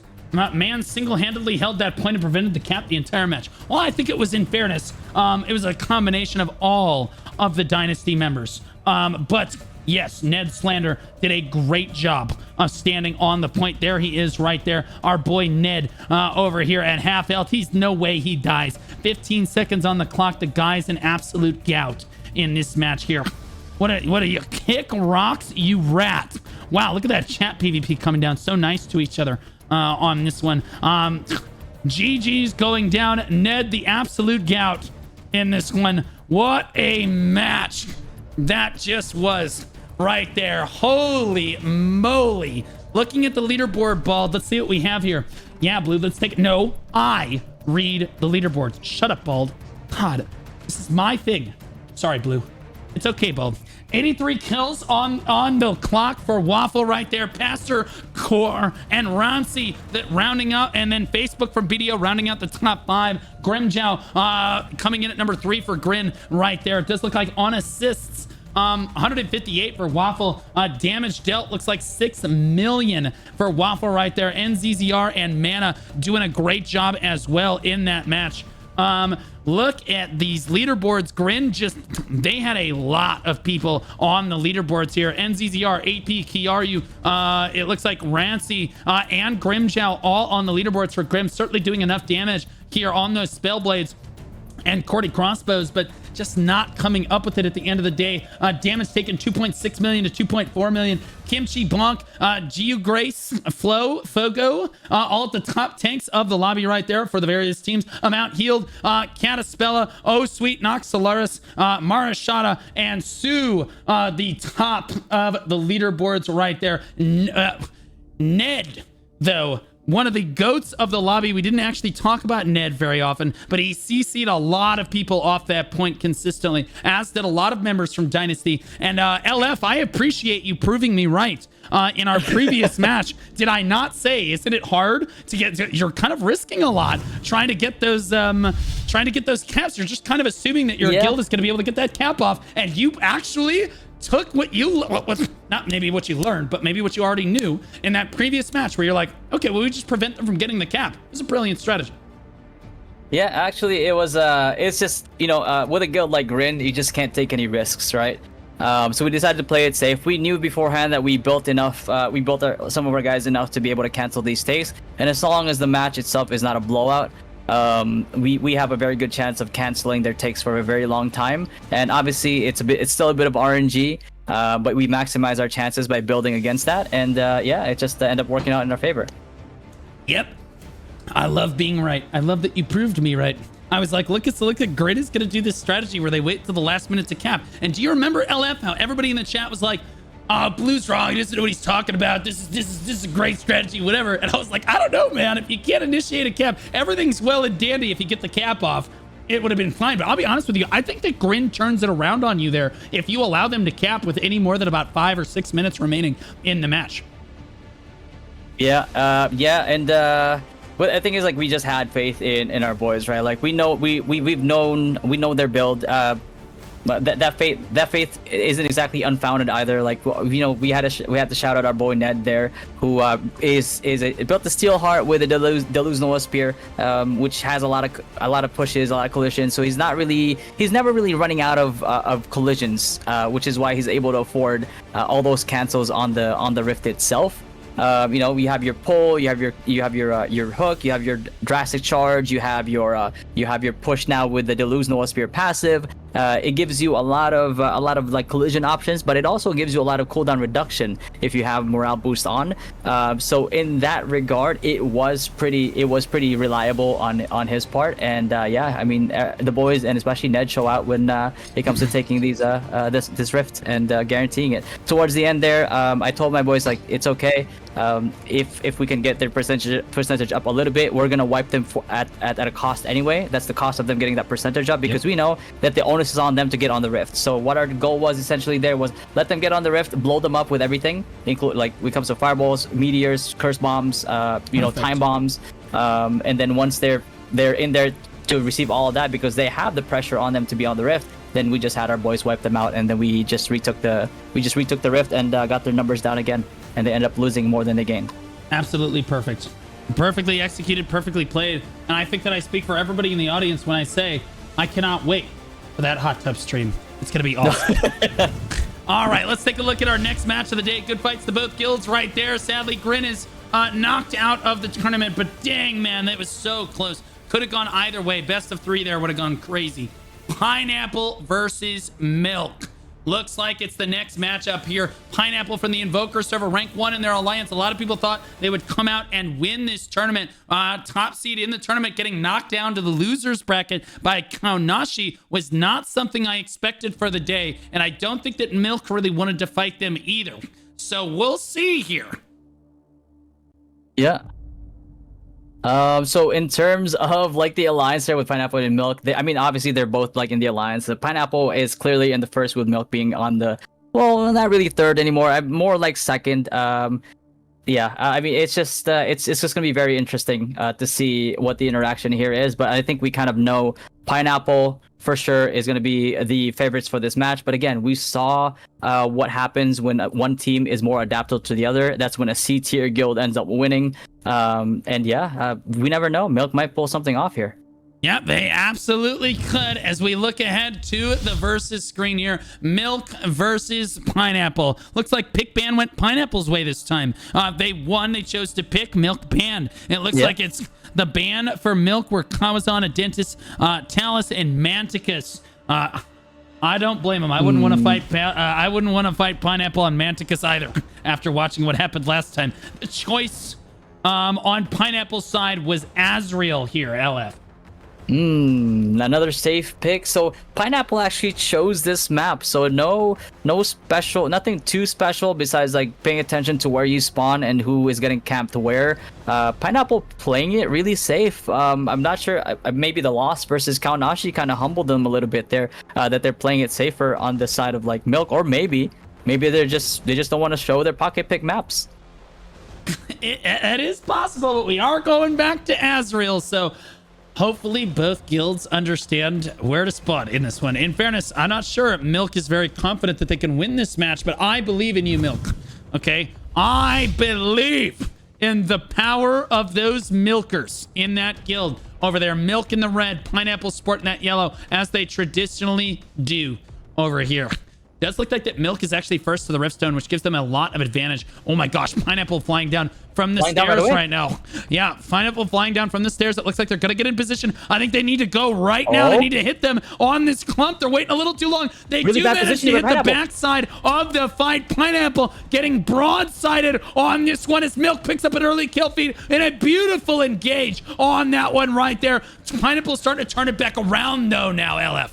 Oh, immediate turnaround from the side of Pineapple here, really adapting and really kind of making up for the mistakes that they made here. By all means, they definitely had incredibly bad positioning there with the back end of their stack getting caught out by Milk. Maybe it's because they didn't engage fast enough, or maybe Pineapple is just that skilled that they managed to turn it around right before.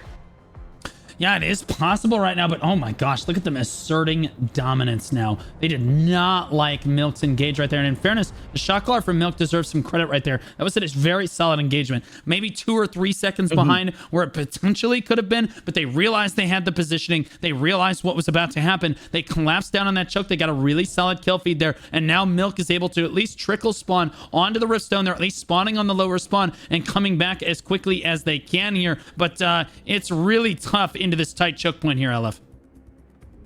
Yeah, exactly. And again, this is the dangers. While the advantage of 1 and 2 may be that it is a lot closer, but once the other guild has control of the small stair choke point there, it gets very, very, very dangerous for all your runbacks. Because again, even if you run back with one party, but if there's a full stack on there waiting to assert dominance on that small choke point, it is really tough. And you might, that's one of the moments where you kind of think like maybe it is better to going to portal 3 for now, or at the very least, if I'm spawning at portal 2, I might go into the broken wall like a choke point there on the side instead, even though it's a couple seconds longer, but it's still shorter than running from portal 3. But yeah, on the side of Milk here, going in 1 by 1 might not be the best decision here, as Pineapple has almost full control of the choke point here. One of the spinners from the side of Milk, Xanral, tries to spin, gets decimated immediately, and stopped right then and there, making that spin a wasted one. So that was the window that they were looking for. They really wanted to get that spin off, really wanted to get those wipes off, so the rest of their party can start flooding in.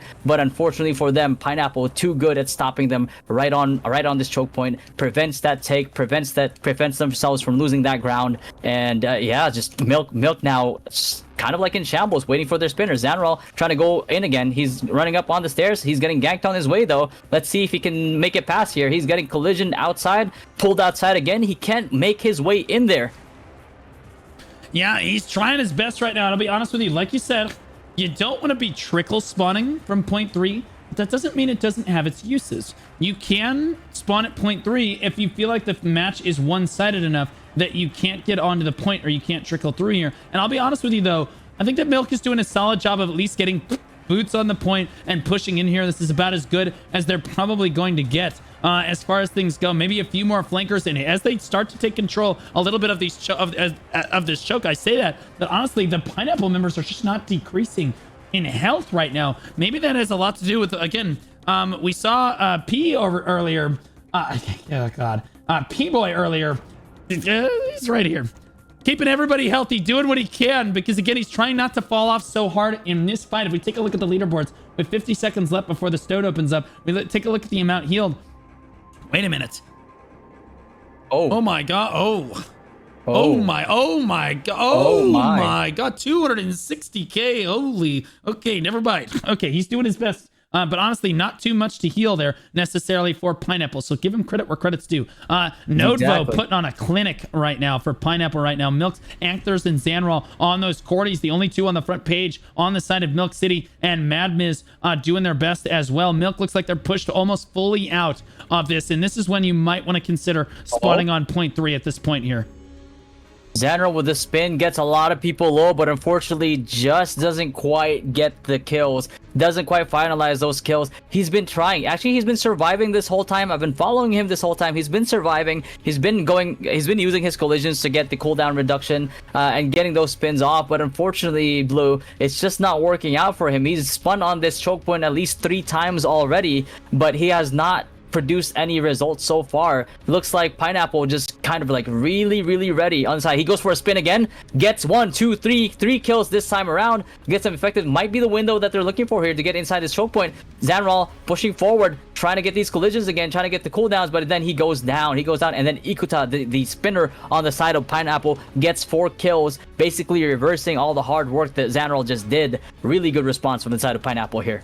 Yeah, absolutely. As they control this choke, they just clamp down like a vice grip on this choke. They only have 5 people committed onto the point right now. They don't want to overcommit onto the point, and they just want to control this choke. We see this out of the high-level guilds very frequently. They only put just a few people, just enough people, to keep that percentage kind of ticking in their favor onto the point without overcommitting their position there. That way they can continue locking down that choke point. They have lost control now, though, as it looks like Milk with a strong push onto the point right now. Orbital picking up a kill there, but Nodevo, holy moly, that guy on his Cordy spins are just locking, they're just killing everybody right now, Ellis. Yep.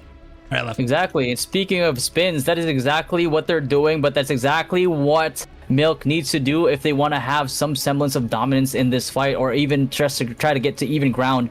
But yeah, so far we've seen anything that Zanral has tried to do, try as he might. He tries to get the kills. He does end up getting kills, but then he ends up getting killed himself, and then everything that he worked for just gets reversed and actually gets taken away from him on the side of Pineapple here, in favor of Pineapple rather. And again, parties from Milk trying to get past the small stair choke point here, but Ugapa, one of the tanks on the side of Pineapple here, stopping them, or trying to stop them and delay them at least, so that they can't make it in time to the rift to get numbers, boots on the ground, and not making it in time to help their allies, and their allies are dead before they even get there. And it's just unfortunate on the side of Milk here that the Pineapple stack is just delaying them just long enough so that their guys don't get reinforcements and they get decimated, and then the guys that are trying to force themselves through to help out their teammates now go into that ground, go into that fight, finding out that the rest of their team has already been decimated and that they are next. Yeah, absolutely. I hate to see that right now. Milk really struggling in this match. Pineapple clearly the dominant guild here, but Milk doing a really solid job, and they're home at Azrael here, so if ever they were going to make something happen, it would be against Pineapple. Sadly for them, Pineapple seems to understand that spawning on the low ground is the play here. Although, if we wanted to see this match get really close, we could see Pineapple spawn on point 3. I will say, though, I think that Pineapple probably They could still win this match spawning on point 3. They could, but it would be a lot closer in their favor. Milk really struggling right now. Are they where are they right now? There's a decent amount of them. Xanrel gets 2.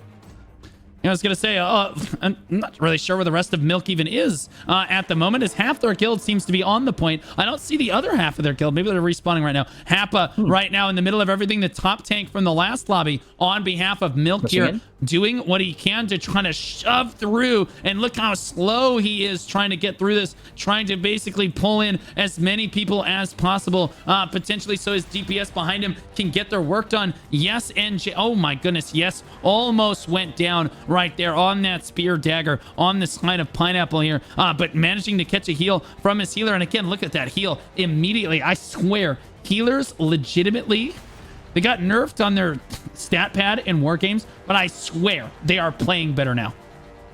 Yeah, absolutely. And actually, Blue, if you look at the amount healed right now, Milk holds probably the top, looks like the top 9, top 10 here.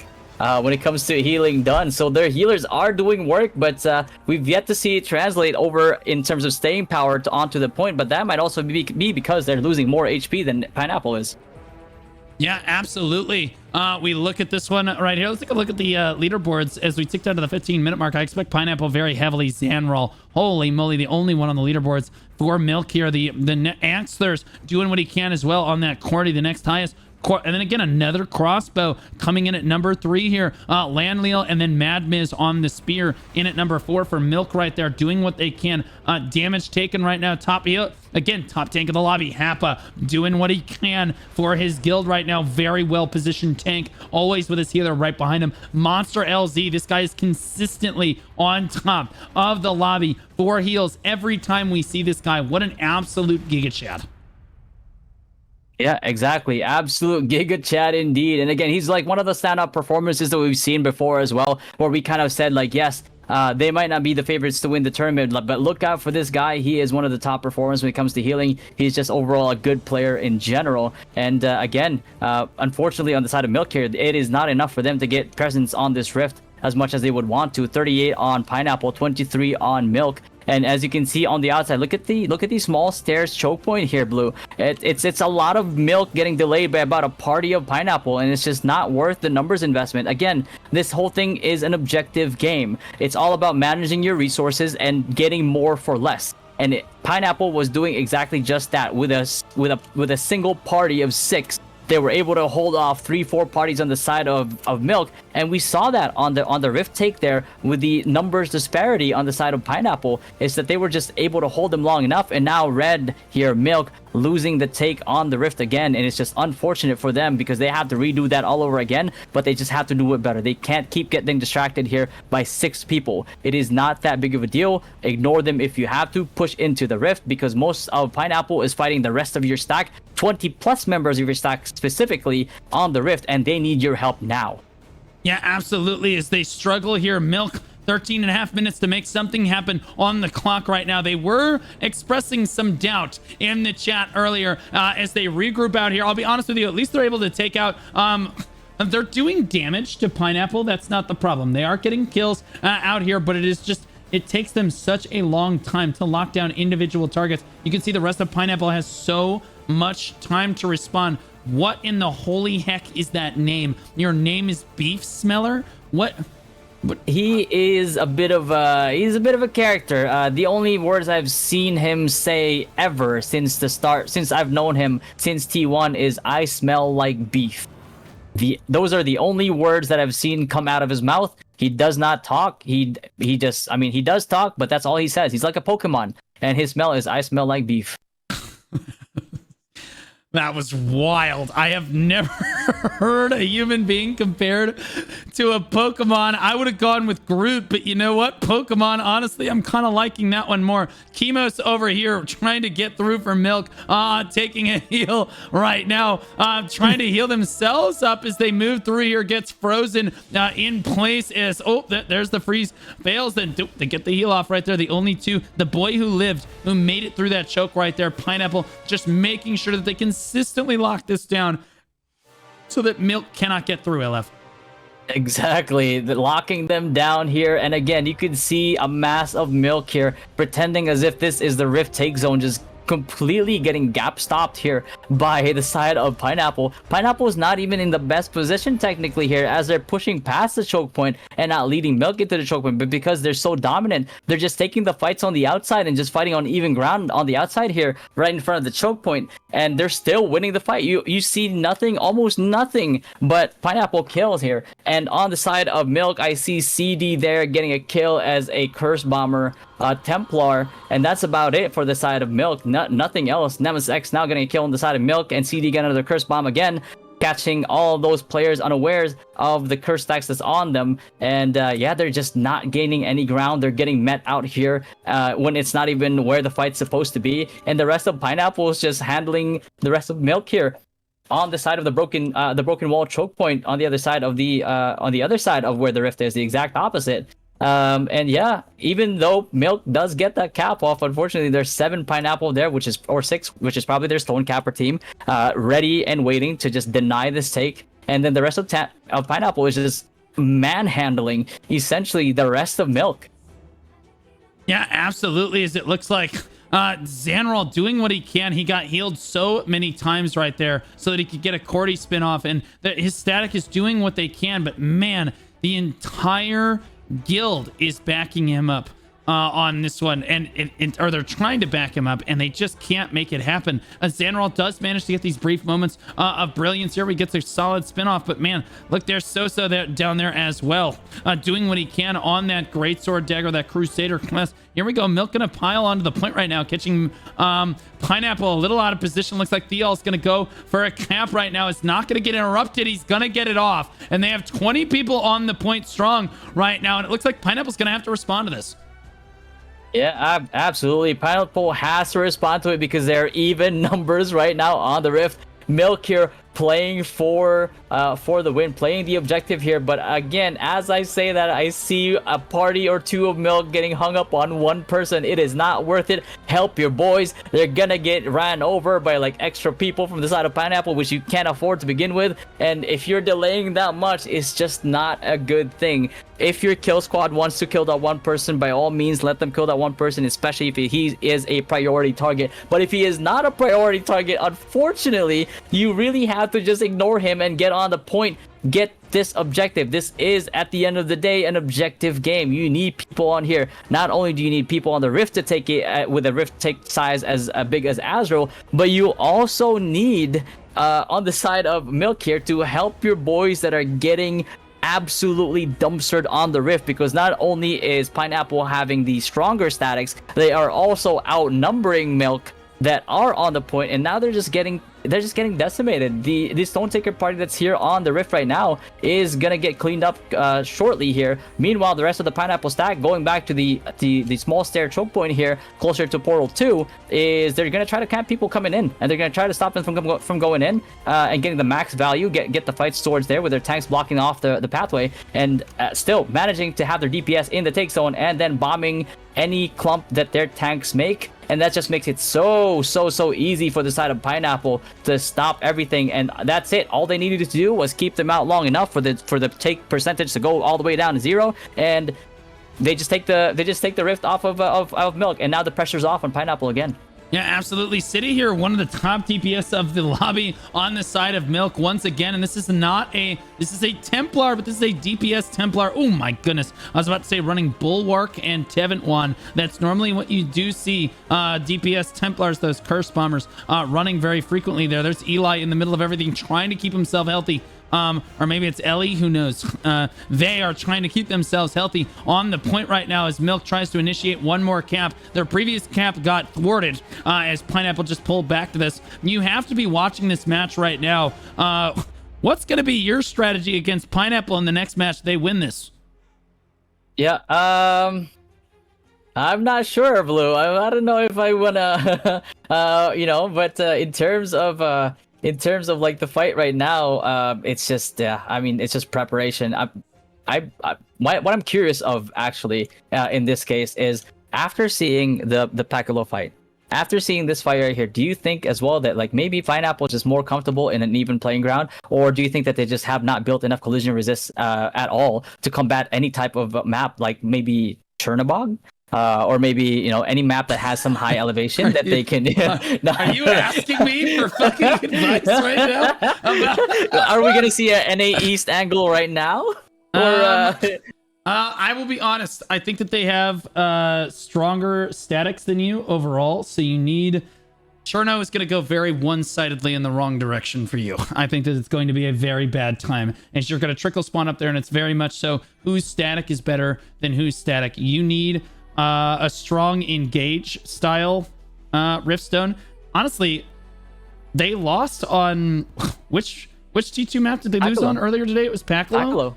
Yeah, they got pulled off most of the time, and they just got wiped after that.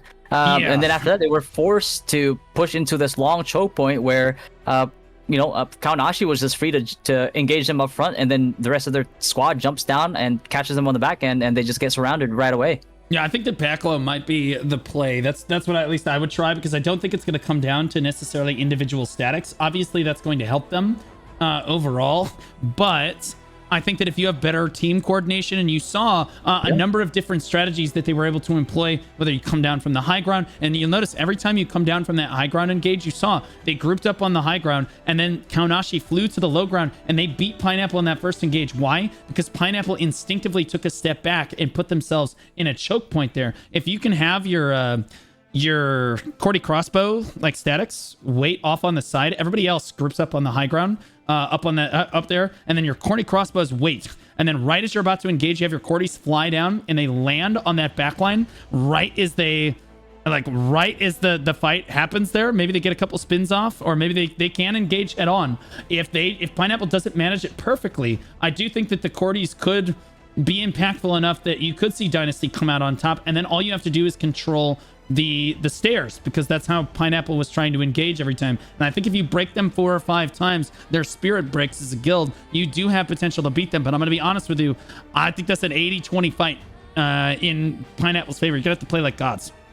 Exactly, and gods we'll have to channel our inner Giga Chads and really take the fight here. We do believe that we have something prepared for them, though. So hopefully it's good enough of a surprise that it catches them off guard, and we'll just we'll just see. It's gonna be a very back and forth fight. Most of the fights we have with Pineapple so far has been kind of like on the 70 or the 60 plus like range, but the 40 or 48, we'll see. Steve.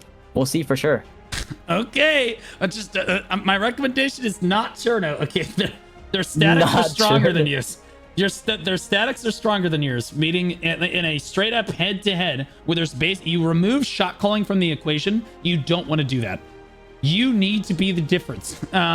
Basically, your statics are not going to be the difference all on their own. You need to be the difference. So you need a Riftstone that has a very impactful kind of shot calling presence. Again, like Pacolo's a good example. Leviathan's not a bad take as well, although it's really tough to flip Leviathan once defender's advantage there is really strong. Yeah, it's not the best. It's not the best entryway. You really need to force your fraggers, your spinners especially, to get the frags out on the back line there to clear out a little bit, so the rest of you guys can get in. But unfortunately, that is a map that is very, very much like collision chance favored. If you're getting pulled over and over and over and over, and you have to keep swimming back, especially if you don't have a shark swimming morph, it gets pretty rough for your team there. And then it just ends up being worse than a death sometimes.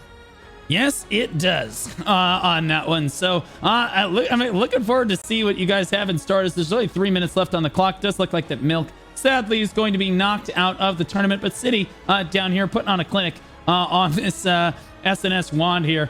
Who is Soma? Can you tell me who Soma is? Soma is the shot caller for Boba Tea.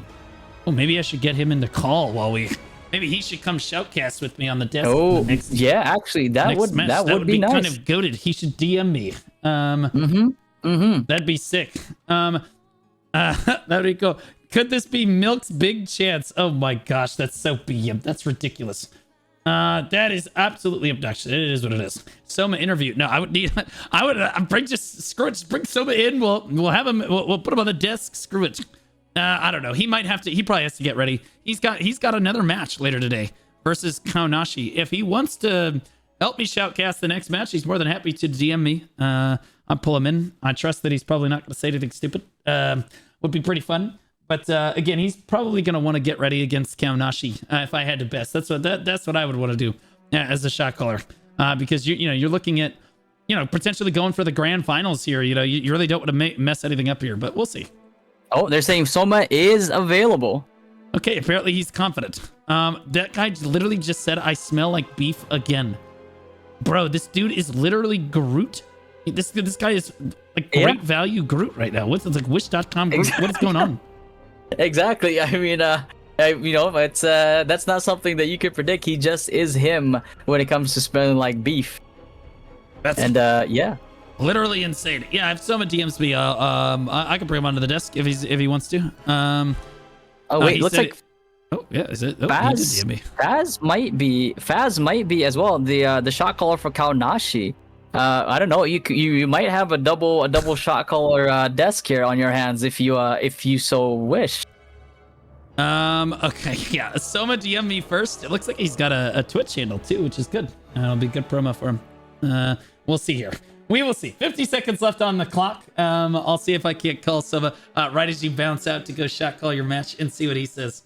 First inter-server siege, by the way. That's crazy. That is a crazy statement as they get run down into the corner over here. Pineapple putting on a clinic in this match. Clearly, they are not very happy about being forced down to the losers bracket of this one. They are determined to get back up there and fight. Oh, looks like K-City right over here in that orange. Feeling good. Doesn't want gout. Does not, or scurvy, for that matter. Yeah. Taking it out on your alliance is some crazy work, Blue, but I mean, we've seen worse. And the beatdown that Milk just experienced here on the side of, in courtesy of Pineapple is a spawn camp. Oh, I have a great idea. Okay, I have a great idea. How about we do a group call with Faz and Soma? Special guests. Well, we're all three of us. We shoutcast on the desk. In the next match, that would be pretty pog. That would be sick. But I need Faz to Fred B so that we can make a group team. Either way, let's take a look at the defeats. Nadovo, Nadovo, 122 kills in that lobby. Ike Tua, I stole your waifu, all at the top of the lobby there. Xanral doing a great job right there again with Laniel as well. It looks like damage dealt 7.7 million from Nodvo, Xanral, and Anthers coming in at number 2 and number 3, 5.6 and 5.5 million damage apiece right there. There's City. Oh my goodness, you love to see the SNS Juan coming in as some of the top DPS in the lobby for his guild. That's super sick. Happa, once again, what an absolute goat tank that guy is. Xanral coming in at number 2 on the Cordy, not necessarily the best you want to see. And then Beef Smeller. I don't understand what's going on with this guy's mental, but God, he's one hell of a tank, so I understand why he's in their guild. Amount healed, 3.39 million for Monster LZ. Again, the top healer of the lobby on Milk's team, but sadly, we will not see him again in this tournament. Moltak, Firewind, Pookie, and Raldor rounding out the top 5. Looks like the top healer for Pineapple was Takumix. P-Boy down at 1.7 million. He's nothing if not consistent, at least today. Yep, definitely. The healing changes for the war games definitely shedding some light on the effectiveness of healers when it comes to supporting their party here, and definitely getting us way better metrics. And Monster LZ, I'm glad that the guy finally got his shine. Always was a solid player, but yeah, really glad to see him up on the board there, getting his flowers. Yep. Hate to see that. Okay, so it looks like the next lobby is starting to get ready to go here. They're doing pick ban. Remember, Pineapple has to play again now. In their third match of the day, they're going to fight Dynasty. Interestingly enough, good fights to both teams right there. We can take a look over at our instant replay. If I can set it up just like real quick right here. We can see that first engagement actually went pretty well for Milk. You see them pour onto the stone right here. You see Pineapple come down from above. Milk has the positioning on this, and honestly, credit where credit's due to their shot caller. They do collapse down on this and slam Pineapple against the wall. Just a couple seconds sooner would have been so good, but you know what? They do manage to get the better of it, and look at that kill feed. Looks really good for Milk right at the start there, but oh my gosh, the wall of yellow that ultimately followed this, the statics. All I have, good luck. Good luck in your match, LF. You're gonna do great, buddy. Yeah. Yeah, you're gonna do great. We'll definitely do our best, and hopefully we give you guys one hell of a show. Yeah, one hell of a show is right. Let's take a look at the next match of the day, which is going to be Pineapple versus Dynasty. Interestingly enough, it does look like that again. We just saw Pineapple, almost no need for an introduction, but they were the top seed of the tournament, and they did get knocked down to the losers bracket. So a bit of an upset kind of day for them. Yeah, exactly. And on the side of Dynasty here, again, with the Invoker Alliance third in the Alliance, Kaonashi, seeing as they beat Pineapple, which is the second strongest in the Alliance at the moment, we're gonna find out now if they are on par, if not better than the third, in terms of in comparison to the Boba Tea Alliance, it's gonna be a fun match for sure. We're gonna see a bit of a middle ground here when it comes to like it's either rank 2 or rank 3. Yeah, absolutely. We'll bring it back to the caster desk real quick because they're still going through pick bands. So we have a second, and I'm gonna set up the call with Faz and them, and we'll see how that goes. We'll sit 3 shot callers sitting in a call, just seeing how things go. You said you have something crazy you were gonna pull out against Pineapple, so we'll see if you can do it. What do you think the percentage is that you think you can do here? Oh, percentage-wise, like in terms of winning, as always, 100%. I have full trust in my boys, and yeah, that's all. That's all I'm gonna leave it at. I will always have confidence. There we go. Create group DM. Okay, man, I believe you. I believe. I trust. Okay, but I'm gonna tell you right now, I'm betting on Pineapple. Okay. All right. Hopefully, I prove you wrong. I hope that you do. You've been proven right so far the whole day. Mm-hmm. Maybe, and hope this will be the first one. Yeah, well, I mean, in fairness, I did say Grin was going to win, but then they spawned at the wrong location, which was Big Sag. But, like, I can't predict that. No, they didn't spawn at the wrong location. They waited too long to cap the stone. They waited too long. I do think that we might see Grin here if they cap the stone right away. Hey, man, it coulda, woulda, shoulda at the end of the day. So, honestly, at the end of the day, we are looking at Kaonashi versus Boba Tea. Who do you think's favorite in that matchup? Kaonashi versus Boba Tea. It's gonna be, I mean, on the side of Kaonashi, man, they do run a lot of collision. But on the side of Boba Tea has access to just pretty much making their Cordy spinners not ineffective, but a lot less effective than they would be by burning all of their mana. Again, a Cordy spinner with no mana is just a sad day. But yeah, depending on how Boba manages to kind of execute the strategy here, they could get the one up on Kaonashi. Okay, sounds good. It looks like Fatty Fan Club flying in. Faz is a fan. Fatty, he's a big fan of you. Yeah, I think he's got a crush on you. I think we're thinking about our alliances. We're big fans of each other, and our alliance is kind of formed. The reason why we stick so close together is because we're friends in the game and outside of the game. It's like we play other games besides Thrown together, and it's just a product of the fact that we get along together on a personal level, and that's why I think that we've been like pretty much like the most solid alliance so far. Yeah, it's gonna be super cool. I actually can't. I love talking to other. Okay, so I love talking to other shot callers. So I'm glad you're a shot caller too. I like talking to other shot callers because we tend to agree on things, but honestly, we're always like talking about how, oh yeah, no, this technically could go this way, this technically could go the other way. And like again, they're definitely super in touch with the metagame too. I'd love to hear their thoughts on various things here. It does look like that we. Oh no way. Right now that you chose. Are you kidding me?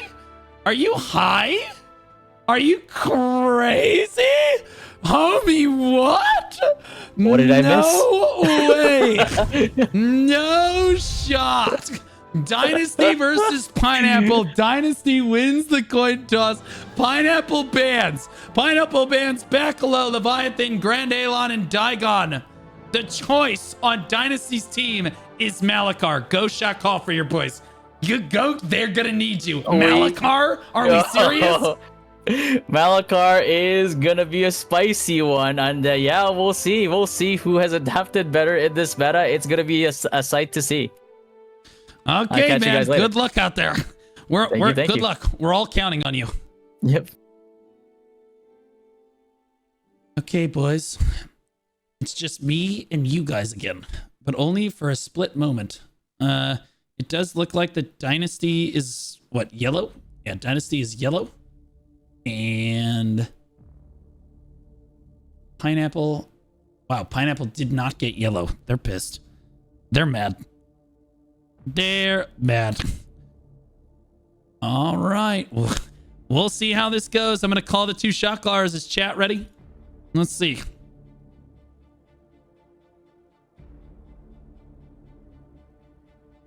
Hello, hello. All right. Look at that gentle voice. I was not expecting the ASMR. Soma.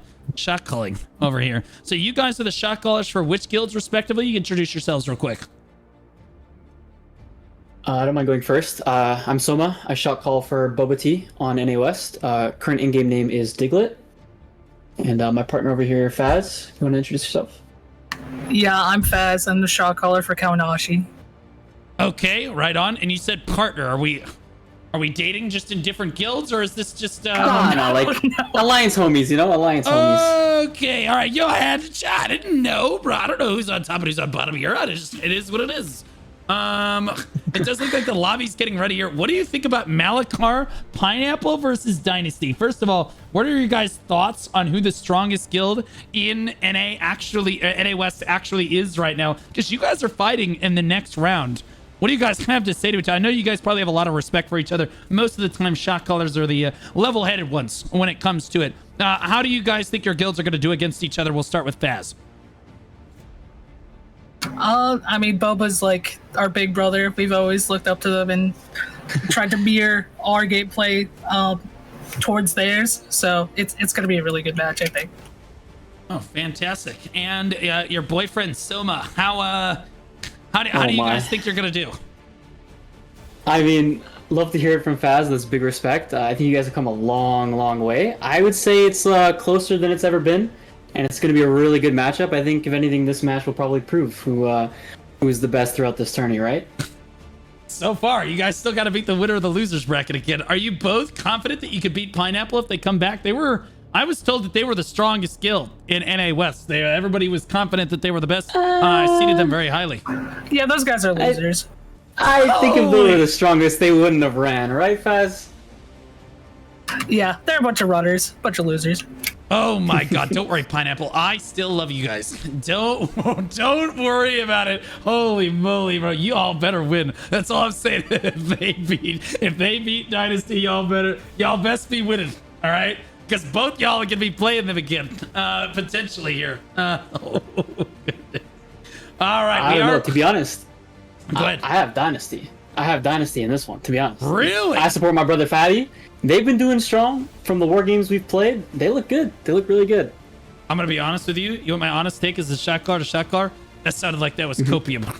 I did not feel the conviction in your voice when you said it. You were like, yeah, no, I have faith. They can do it. They've been looking strong lately. That usually means they're about to get turbo blasted, and you're just trying to look out for your friend. I've been doing PvP a long time. I know what the cope sounds like when I hear it, bro. That's all I'm saying. Fast. Do you think okay, percentage chance? What's the percent chance you think Dynasty wins this Soma? And then we'll ask Fast. I'm looking at 60, 70-ish to 40, Really? 30.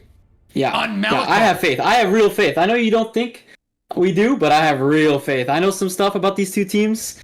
I think Dynasty has their number. Spill the tea. Let's see it. It's not like they can use I it at mean, this point. I think the Grin match is an example. I feel like Pineapple, to me, feels a lot like how Grin feels. And I think just the same way Dynasty had Grin's number, I think they have Pineapple's number. Okay, and Fatty was asking me for advice. I'll be honest with you, he was asking me for advice in the last one. You know what? Let's get Faz's perspective first. Faz, what do you think the percentage is here? Well, just to give some, I guess, hardcore analysis, I think Pineapple was probably not benefiting from the fact that their first two matches were basically no-shows, so they really came in cold against our match. But playing like the gauntlet they have today, I think they're probably the best they've been coming into this Dynasty match. So I do think they're going to look a lot better than they did against us. I think Dynasty really took them to an incredible map for especially the chain hooks and the CC chance, which we benefited from on Bakilo, and Malachar is a really bad map for that. So it's going to be interesting. Yeah, I think it is going to be interesting. Hey, do either of you guys have Twitches or anything we can shout out? Are you guys streamers? I used to stream. I mean, it's just twitch.tv both of us slash used to, yeah. Soma TTV, yeah. Bro, Nothing too most crazy. shot callers are ex-streamers. That's how it works. Yeah, Yeah, so... we're good yappers. And mine's Faz and then AHP. So Faz forward and then backwards. Boom. I got both the shout-outs in there. Boom. There we go. There you go, chat. Those are the shot callers that we're listening to here. Two of the best shot callers, presumably, on NA West here, as their guilds have gone very far in the tournament. You don't shot call for the top-tier guilds unless you are a top-tier shot caller in most... Well, that's not necessarily the case. I've seen a lot of bad shot callers shot call for a lot of good guilds, but you know what's only because they warmed up. Have you guys ever shot called large-scale PvP in other games before? Is Throne your first large-scale PvP experience? Faz, you can go first. Yeah, I haven't really played a MMO or large scale game. I come from professional Overwatch and a little MOBA game called Pokemon Unite and other MOBAs like Smite and stuff. So this is my first like MMO large scale, but yeah, not really. Well, I watch a lot of Overwatch. It's just not the competitive scene, if you catch my drift. And Soma, what's your background?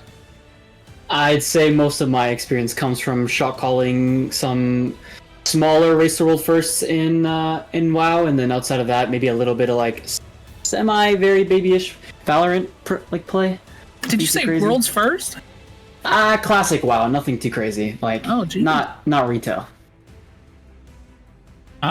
Well, I played a decent amount of classic WoW. I played the hardcore classic WoW with OnlyFans when they started up not too long ago. So my first experience with WoW, made it to level 42. I don't mean to brag.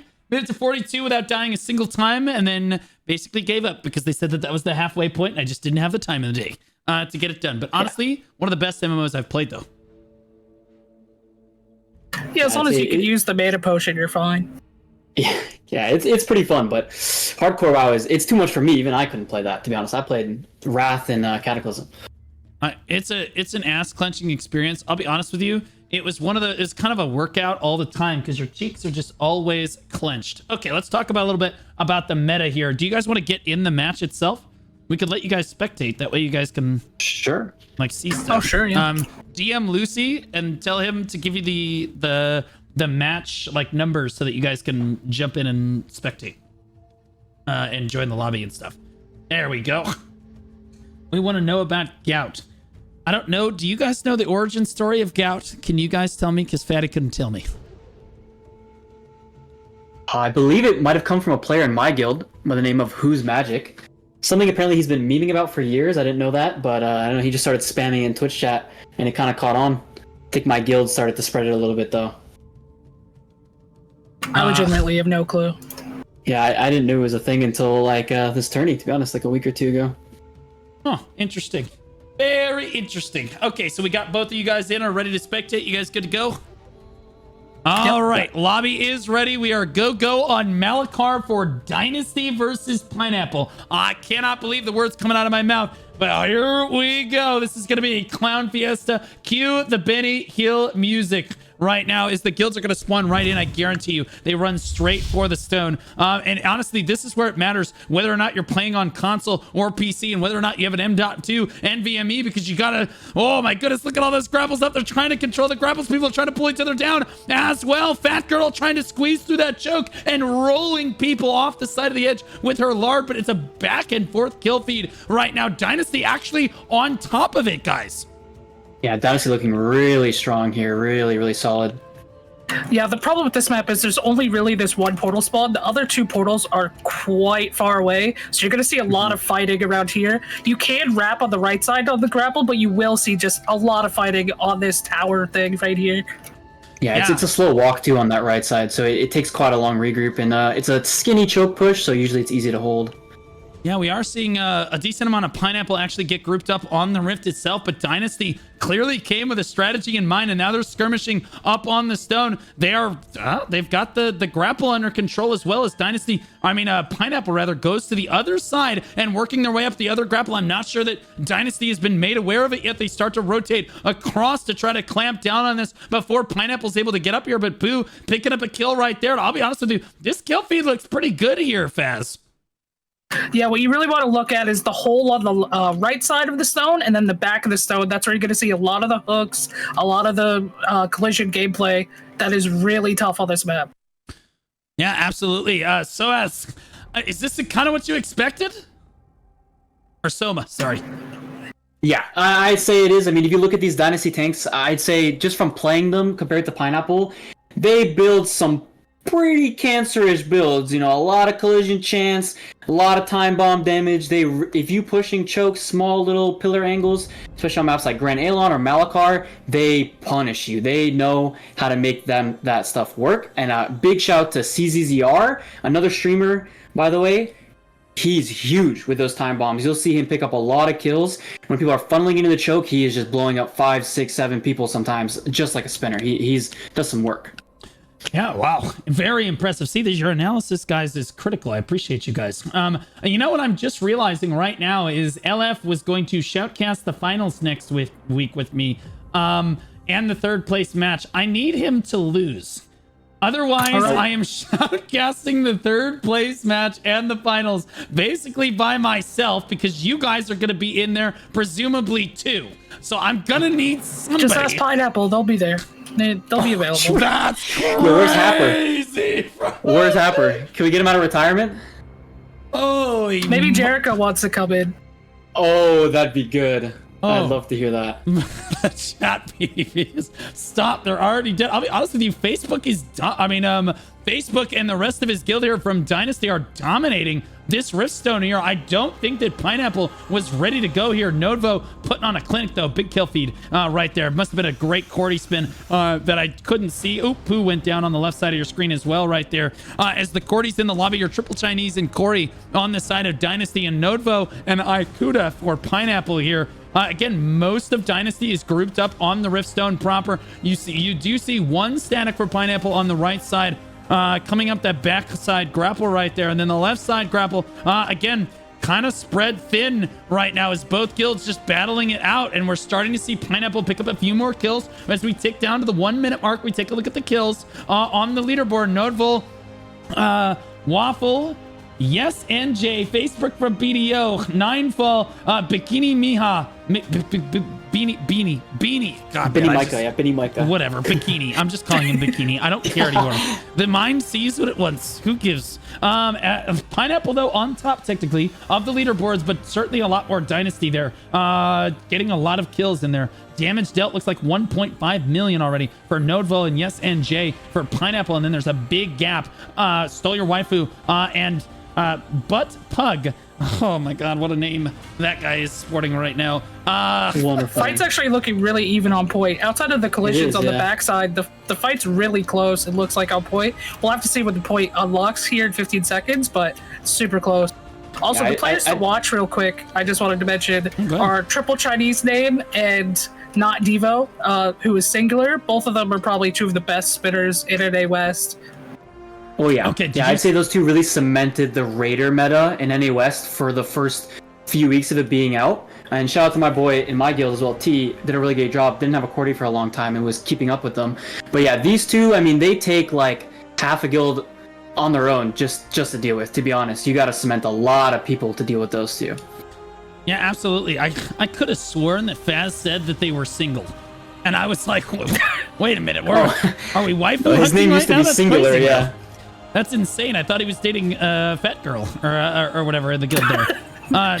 Triple Chinese gets flipped off the edge. You hate to see that right there, but that's exactly what you want to do. I think that honestly, at the end of the day, that's probably a longer regroup than you see on the other side. Dynasty actually on top with 36 people, 38 now, almost 40 people on the point over Pineapple, who was the rank 1 seed in this tournament. Now looking like they could get knocked out in the losers bracket before we even get to the third place match. Baz, what's happening? They just can't touch the point. It was similar to our match. I just don't think their tanks have enough collision res or maybe aren't built properly with like the artifacts and this just the CC res to actually get on point because they're not even able to start the cat. Holy moly! Yeah, actually, well, they might be waiting. Like I'm curious, Soma. Actually, Soma, I'll ask you first. How do you feel about this entire strategy that we really only see on NA West, especially on Talus, about waiting to take the point until 8 or 10 minutes left on the clock? Do you think? Because I think that might be what Pineapple's trying to do here. Yes, I'd say depending how strong you think you are at a late push and a late strong regroup as a guild, it honestly is kind of the safer play. If you can really iron out the play, it's extremely difficult to retake with a little bit amount of time. So normally when you're starting this camp kind of late, sometimes you're finishing it around 3-4 minutes left. That leaves the other team with virtually no time to counter. And so you kind of guarantee yourself the win almost. Well, yeah, that is, of course, if you're able to get the cap off, which is the... you have to initiate the cap, which is what we saw Grin struggle with earlier today. And I think that, honestly, it can be a viable strategy. It can be, but you need to have absolute faith that your frontline can get that job done. Because, again, that's what we saw Dynasty was able to prevent earlier today. And, again, I think that Grin, we could very well have seen Grin in this match. How do you guys feel about Grin overall as a guild? Strong feelings? I'll ask Fast first here. Oh, I really like Grin. I don't like how they run and stuff in the actual game, but as tournament goers and competitors, I think they're a really strong guild, and I'm surprised they're not here in the top 4, honestly. I think that was an upset. Okay, right on. An upset. Okay. Okay, Soma, did you think it was an upset too? I'm not sure. What a lot of people don't know about Grin is we actually used to have a lot of their core in Boba back in the early days, the late to mid days of T1 and early days of T2 even. And we have a lot of respect for these guys. I would say they're extremely strong, but I think the Devo meta is what hurt them the most. And I think that is honestly what caused them to start losing out in this tourney and get diffed by a lot of these teams.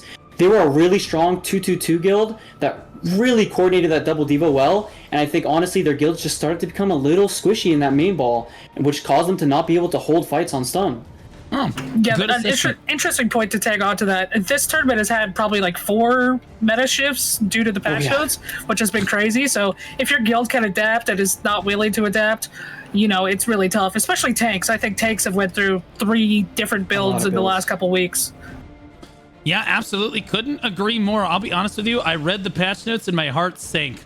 I was like, oh, God. In the middle of the tournament. But honestly, it ended up working out as, again, you get to see these guilds adjust. At the last moment, it makes you really do get a feel for who the strongest guild in NA West actually is here. You see Mana on this bow dagger. You see this Dark Blighter constantly being at the top of the DPS leaderboards for their guild here. What an absolute menace. How do you guys feel about Dark Blighter overall? I think this is a great weapon combination. I think it's super underrated. How many do you guys think you want in a composition? And do you agree with me? Do you think it's really good? Soma, I'll ask you first. Yeah, actually, I personally run a party. My party itself has 2 Dark Blighters in it. And in my opinion, I think that's actually the right combo to go with, because if these players have a lot of synergy and a lot of coordination, they can work really well off each other. And so it really depends on how good your guild is and how good the Dark Blighters in your guild are. But if you have some solid ones, I think they earn the roster spot, to be honest. Oh, okay. Yeah, Faz, do you agree? Yeah, I think sadly, just NA West doesn't have a lot of Dark Blighters. I actually think it's probably one of the most skill-expressive classes, and if played properly, it can be super impactful. I remember Zestia in our guild, he was actually Templar when he was trying out, and he was top damage in 3 war games against Milk and stuff. I just could not understand what was going on. That weapon combo, just wand damage in general, could be just so potent, especially in this meta that's super tanky and you're trying to shut down raiders. You really want really good wand DPS. Well, that's good to know. Yeah, no, that's what I was starting to see. We're starting to see it be more prevalent in NA East as well now. But only 2 or 3 maybe maximum per lobby is usually what I see across the various regions here. We are seeing Pineapple start to try to interact with this point for the first time now as we tick underneath the 15-minute mark here. We're at 14 minutes. If we look at the leaderboards, I fully expect this to be very Dynasty heavy, and it is. Nodevo getting dethroned right now. Yes, moving down the leaderboard. Still your Waifu and Tengra moving down as well. You look at damage dealt. Nodevo still holding the top right there, but Kore right on, well, honestly, 800k below him. So honestly, Node trying to carry his guild right now, but just not able to do so. Go ahead. We're seeing an interesting push here on the bridge by Pineapple. They did kind of a half regroup almost. I'm only seeing about 20 players here pushing it on the bridge, and they're kind of getting stomped by Dynasty on the counter. But maybe we'll see some flex teams going in behind, hopefully. it's really tough to go this bridge. It's really easy to get knocked off on either sides. It's pretty easy as a tank to knock these people down. Yeah, it is. Flex team's coming in late. Now, look at that. You guys made a group call for me, and I didn't even see it. I literally made this one. It's okay. It's all good. You guys were on top That's of it, something though. I noticed about Pineapple. I don't know if it's just their microcoms are really good, but they're really good at fighting for multiple sides. So that is probably a good thing on this map, but you're just not seeing their main ball coordinate on all three sides and hit right on point at the same time. So you're not really seeing a lot of kills going the way of the red team. Yeah, I'll be honest with you. I think Pineapple, and this is probably a big thing that we talk about in all of the matches, is where when one guild becomes dominant, in this case, Dynasty, on the point, you get all of your healers, all of your pre-buffs all start to stack up. All of your statics are together. They're all communicating with each other. Their pre-buffs are running. Everyone's coordinating, talking with one another. But when you're spawning and trying to run back to the Riftstone constantly, you're just not grouped up with your static. You don't have the pre-buffs running. You're not as organized overall. We do see Pineapple finally get an initiate off on the point. This is now flipping. As you were speaking, eBay got the cap off. Also, I just wanted to shout out eBay. From what I know, they're notoriously a really good Spellblade player. And I noticed in our match and this match, they are now playing Stone Cap Tank and one of the main Stone Grabbers. Yep, they're the ones that grabbed grabbed it. Yeah, but now he switched back. Wait, he's now he does on it to cap and switch backs. Wait, yeah, this guy's amazing. This guy's crazy. He just capped the stone as Crusader, then swapped the Spellblade. He's out knocking them down. Bro's so good, he's playing 2 builds. He's playing insane. 2 builds. How do you They don't have any other tanks, man?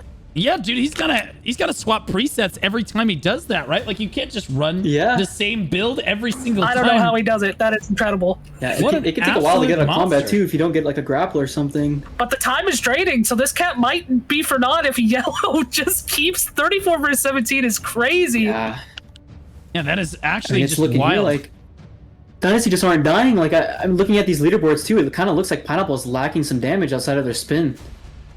Yeah, I'm telling you, that Cordy crossbow on the side of what's this guy?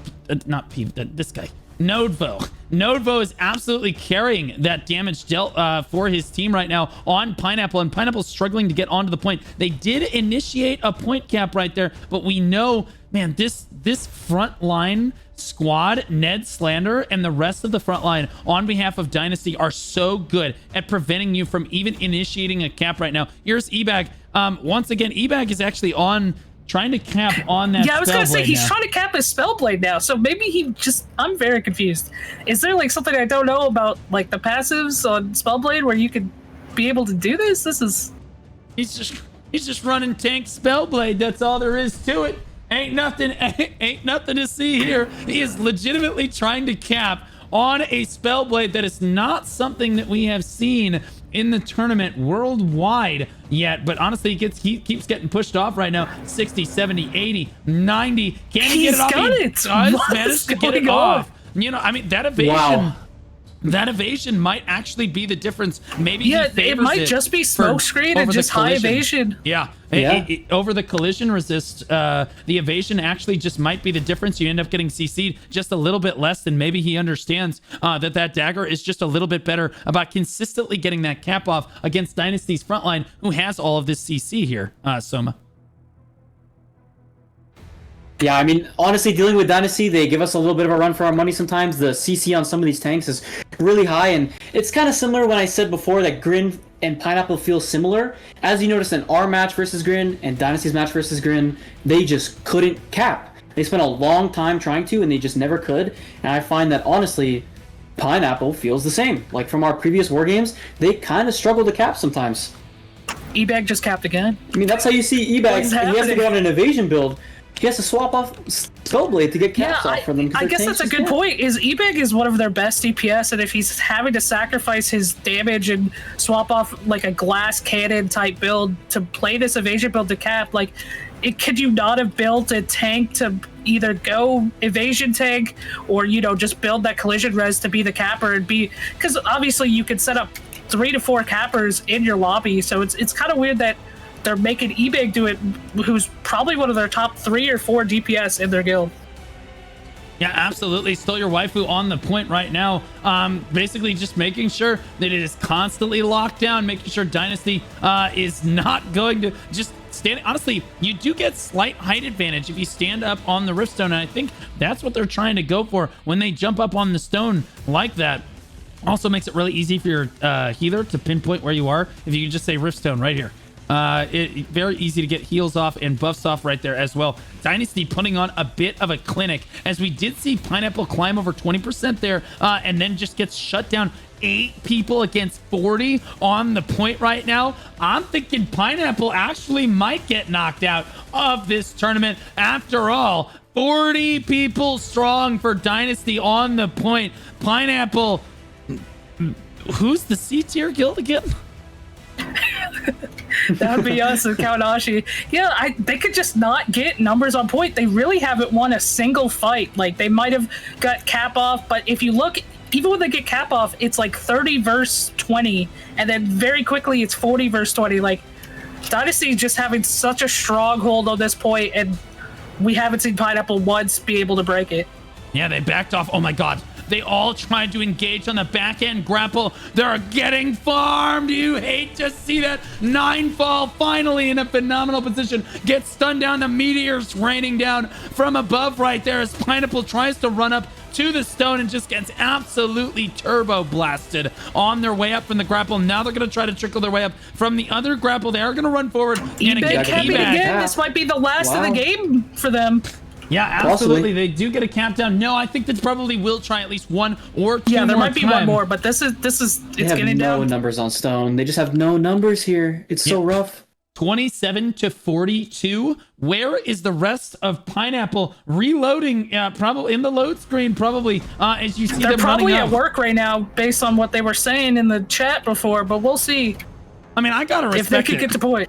Oh, yeah, I gotta respect it. This is the 3rd war game that they have done today. We have never had a guild have to play 3 matches in one day like this, but these guys are running the gauntlet. Sadly, I think that they're probably going to come up short here. They do manage to get 30 people on the point right now, but the only people that seem to be able to get out a fair amount of damage are Nodevu and the other, again, the 2 Cordy crossbows over here as they constantly keep spinning. And if they don't get their spins off or something tragic happens, maybe they get pulled off, Dynasty locking them down, we're just seeing them consistently get pushed off the point without too much difficulty here, Faz.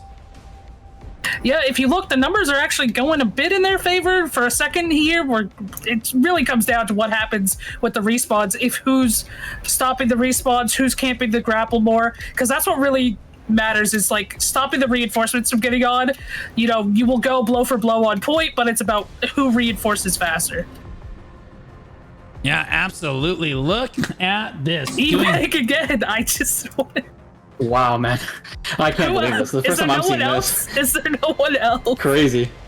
Yeah, they are doing what they can right here. Joaquina on the backside of the stone. It does look like the Dynasty is going to win out potentially in this map right now. Oh my goodness, Ninefall pounding in from the side of the fight, consistently standing on the stone, always contributing for his guild. We see another cap come in. This time it is not Ebag, but an Asian character name gonna come in there, try to cap it. Not gonna get it off though, as he gets shoved off. Where is Ebag? Probably went down and needs to get back up here on the side of Dynasty. They only have 5 minutes left to go before they potentially lose in this match right here, guys. Yeah, it's looking pretty grim for Pineapple here. I mean, at this point in time, there's just not a lot of time left, and when Dynasty has looked so comfortable, you'd have to get arguably 2, maybe 3 full wipes off against Dynasty here. It's looking rough for Pineapple. Yeah, it is looking a little rough for Pineapple, and I can't believe the words coming out of my mouth. I half expected these guys to be moving through in the winners bracket right now, based on how confident they were at the start of the tournament here. But sadly, it looks like they might just fall over at the end of the day today. They had a great run through this tournament so far, but sadly, they will lose in their climb to the top of NA West. And now the question becomes, if not them, who? And if you guys had to call it, you guys are the 2 left in the winner's bracket. Who do you guys think is going to take this? I mean, I'd rather not say either of us. So Dynasty, little fatties, the goat. So Yeah, honestly, seeing a Dynasty supremacy would be crazy. It would be a throwback to the OG days of NA West. Yeah, absolutely. Looks like Pot over here doing what they can on this greatsword spear, it looks like. Rizful on the backside of the fight as well. Oh my goodness, for Pineapple. Greatsword deck gets thrown right off the edge right there. And it does look like the Dynasty, 3 minutes left to go. All they need to do is keep interrupting the stone consistently here.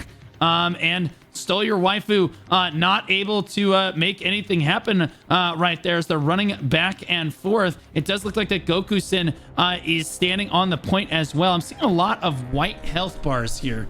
We are seeing a Hail Mary cap, though. This might be the final cap of the game for real this time from E-Bag and the rest of Pineapple, but the numbers are not looking good, and it's 40-7 on points. Well, hold on for a moment. Is Styx in Pineapple? Yeah. Okay. Yeah, that's a healer. Stole Your no, Waifu. that's in Dynasty. It's a healer in Dynasty. It's a healer in Okay, is Cupid in Pineapple? No, that's Dynasty as well. That's Dynasty as well. So most of the white health bars I'm seeing, Choha is a Pineapple member there. Okay, so again, Yeah. I got reports that the white health bar members are apparently bugged and can't do anything, but I'm actually seeing more white health bars. Usually. Yeah, if you look, Yeah. if you press and look at the numbers in the damage screen, you can see the numbers of the war Oh, game. so they are still able to contribute to the match. Yeah. Yeah. No, the white health bar should be disconnects, from my understanding, so they wouldn't be able to play. Oh, I'm seeing white health bars be hooked, so I don't know. Oh, maybe yeah. I'm wrong here. Well, the question is, how many white health bars are there for both teams? Do I Looking need at the to numbers, read? it is currently 46 versus 42. But I don't know if there's been like levers in the last 3 minutes since the Yeah. game. You never know if there's rage quits or anything like that.